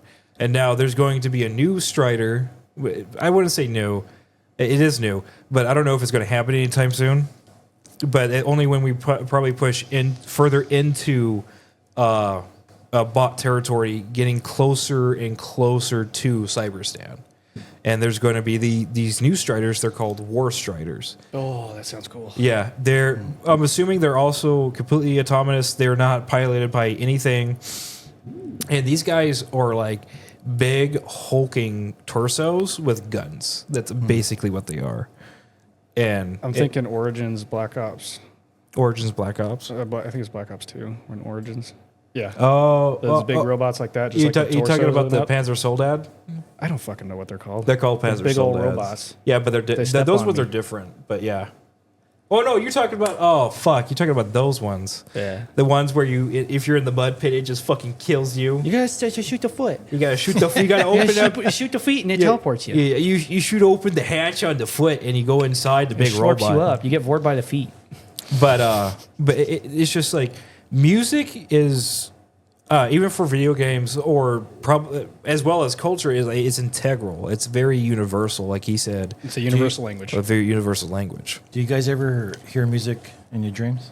No. You know, come to think of it, I I don't. can't. Well, I don't recall my dreams very well, unless I was actively doing lucid stuff. But It's basically like my dreams per se. They don't. Well, actually, there was one dream, but it wasn't necessarily music. It was humming. And the only reason why I remember this is because the humming came from a game called Metal Gear Solid 5, Was The it playing Phantom in the Pain. background when you fell asleep? No. I turned off. I usually turn off everything before I go to bed. But there's a particular character. A lot of people like her. There's a reason why she looks a little skimpy. Boobs? Booba? Her name is Quiet. And the only reason why she's dressed like that is because her skin breathes. I'm not getting in the details with that, Okay. but I'm just going right. to. I'm I just going. hope I don't fart around her. I'm just going to tell you right now. If you dunk her in water, she will actually start drowning. Well, that happens to anybody. I know, no, but like just like a single dip, like even before like you could like just asphyxiates just instantly. about to, yes. Ew. So she never bathes. Based. She does bathe, but if she's like fully submerged, she starts like immediately. Okay, again, Shut the fuck up. Shut the fuck up. Shut the fuck up. All right. Let's move on to the next one. Yeah, but she hums in the game, and that's what reminded me of it. And then that's when I had a dream where this lady, clearly a female entity, was humming the same tune to me, and I don't know why I was so attracted to it. Because Booba and Bajin. Shut the fuck up. I think there was a couple. There's at least one time. I remember one time I had a vision or a dream, whatever. I was in uniform, had my Kevlar on. I remember I was on uniform, and we were in a desert. You should stop smoking. Death before disavow, motherfucker. So I was in a desert somewhere in uniform. And you know how they do the chants in the towers? All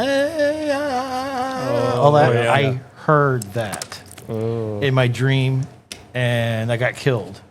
And they were dragging me away. Like I got hit or something, and they're dragging me away, and that music was playing in the background. And when I woke up from that, I was like, my friend Julian, he was in the 82nd with me. He was there. I think Freeman was there too. Like for some reason, all three of us were some Arab place, desert place, and the music playing in the background. And then I woke up and I was like, what the hell was that? I had a vision of another parallel universe where I died, I guess. I don't know. Where I got hit. And then there was another one where that's the first time I heard music, like in my remembering Arabic music. Yeah. Like the chanting in the towers. That's what it sounded like. And then there was that wasn't wasn't really music. The next one, I was watching Matrix. Oh yeah. I was playing in the background.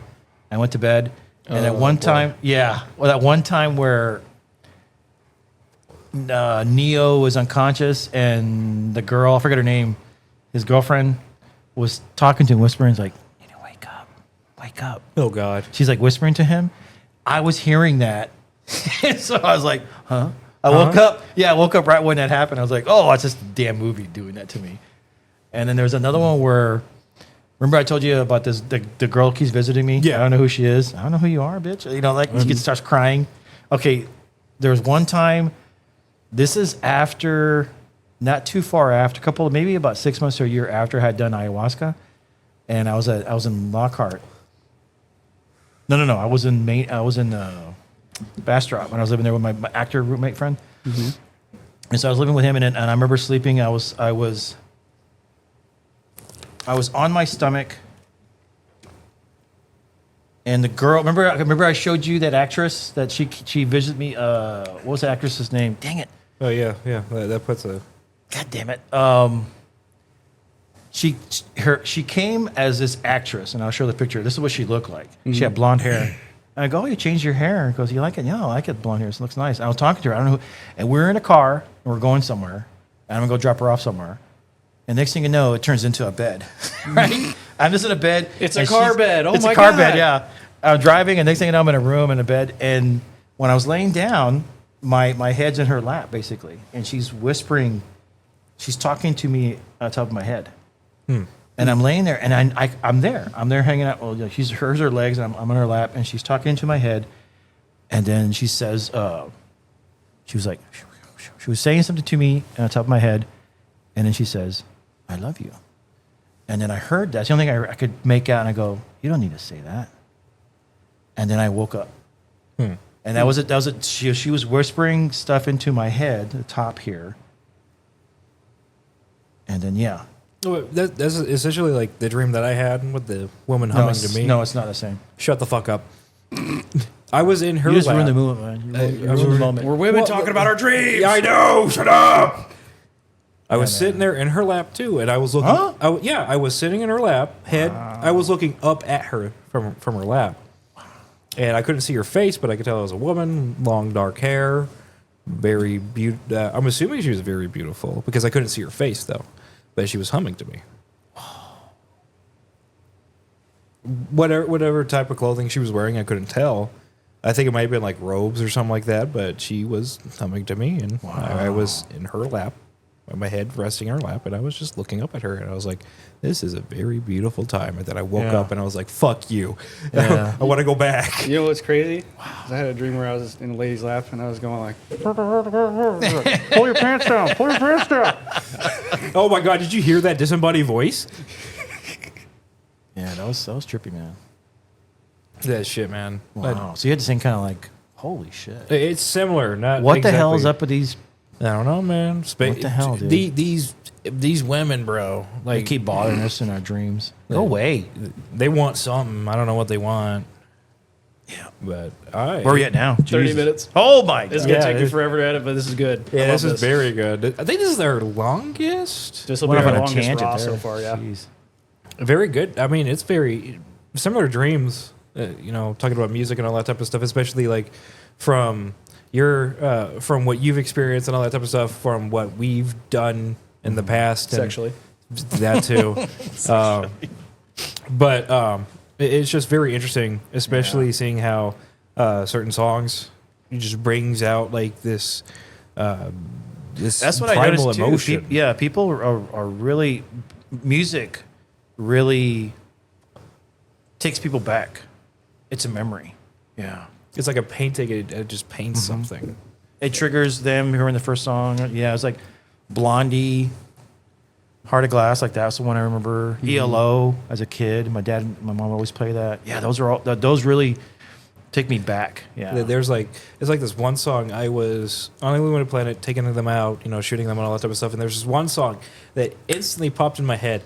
And he tried helping me out because apparently I wasn't humming the tune right. I push my fingers into my eyes. Yeah. Yeah, but Duality by Slipknot. Yeah. Oh my God, duality. Duality. Oh my goodness. God. But I don't know why. It's just like certain things can also trigger, like memories and all that type of stuff, especially just feelings too. Even without even listening to music, there's like a certain feeling you get or a certain situation you might be in. It's just like right there, you're like, this amazing. fucking song. Yeah, it's amazing how that does. Fun little music trivia. It's easy for me to remember this because it's like one of my like primal like earliest memories. Like one of the first songs that I was like able to like pick up the lyrics on. But this was the last song that was it was purely rock, the genre, that was top charts. Can you guys guess what it was? It was 2004 is when it came out. I'm not going to cheat. So, Oh, no. do I know the band? Yes, everybody knows the band because they're kind of a meme. But Nickelback? Okay, it's a Nickelback song. can you guess the song? No, I don't think I can. Photograph? Or it's called Photograph or something like that? No, my bad. Fuck. Look at this photograph. Look at this fucking graph. Look at this graph. Look at this fucking graph. that Look big- at this meme. The song is "How You Remind Me." How you remind me. It Jesus was, it was Christ. the last How you purely rock remind song me to top the charts of who in 2004. I really- And I fucked up. I that hope it was lyric. 2004. I'm quoting that with very much. I can look it confidence up there. right now since I. It was You either guys- 2004 or 2006. You guys remember a song called Radio Killed? TV Killed the Radio Star? Yeah. That was a the really first good video song. I saw as a kid on MTV. Yeah. Well, I don't know if it was 2001. MTV. I don't know when MTV came around. Yeah, my dad was there for the first broadcast of that. He watched it. Okay, that was Yeah. holy Well, crap. no, the first broadcast on MTV. I don't know if it was necessarily that. Was it that 2001. song? It was. It was. TV Killed the Radio Star. Yeah. Okay. That's the first video I remember as a kid Okay. watching. That makes sense. That must have been in the 80s. No, 70s. When the hell did MTV come around? When were you born? Oh, I'll put it on screen. I don't know when, but I remember MTV. maybe it wasn't MTV. Maybe it was another show that happened to have it because like I didn't know what videos like music videos were, and when I saw, it, I was like, oh my god, I remember that as a kid. Like, I Remember when they had music videos on MTV, guys? Yeah, when they used to. Yeah, they don't have any more. So- they have YouTube channels dedicated to that now. I know. There's no point in going. So, How You Remind Me by Nickelback was from 2001. 2001. Okay, I was way off on that. Fuck. Yeah. Wow. But what was so? Maybe it topped the charts in 2004. well, if it did, Hey, what are we, fucking, women? it's a Women? good song. Wait, women talking about music now? Jesus Christ! Right. What the fuck is going Yeah, on? let's fucking put a bow on this bitch. I got pissed. I've been holding it this whole time. Oh my god! Done. I think so. Yeah. Oh.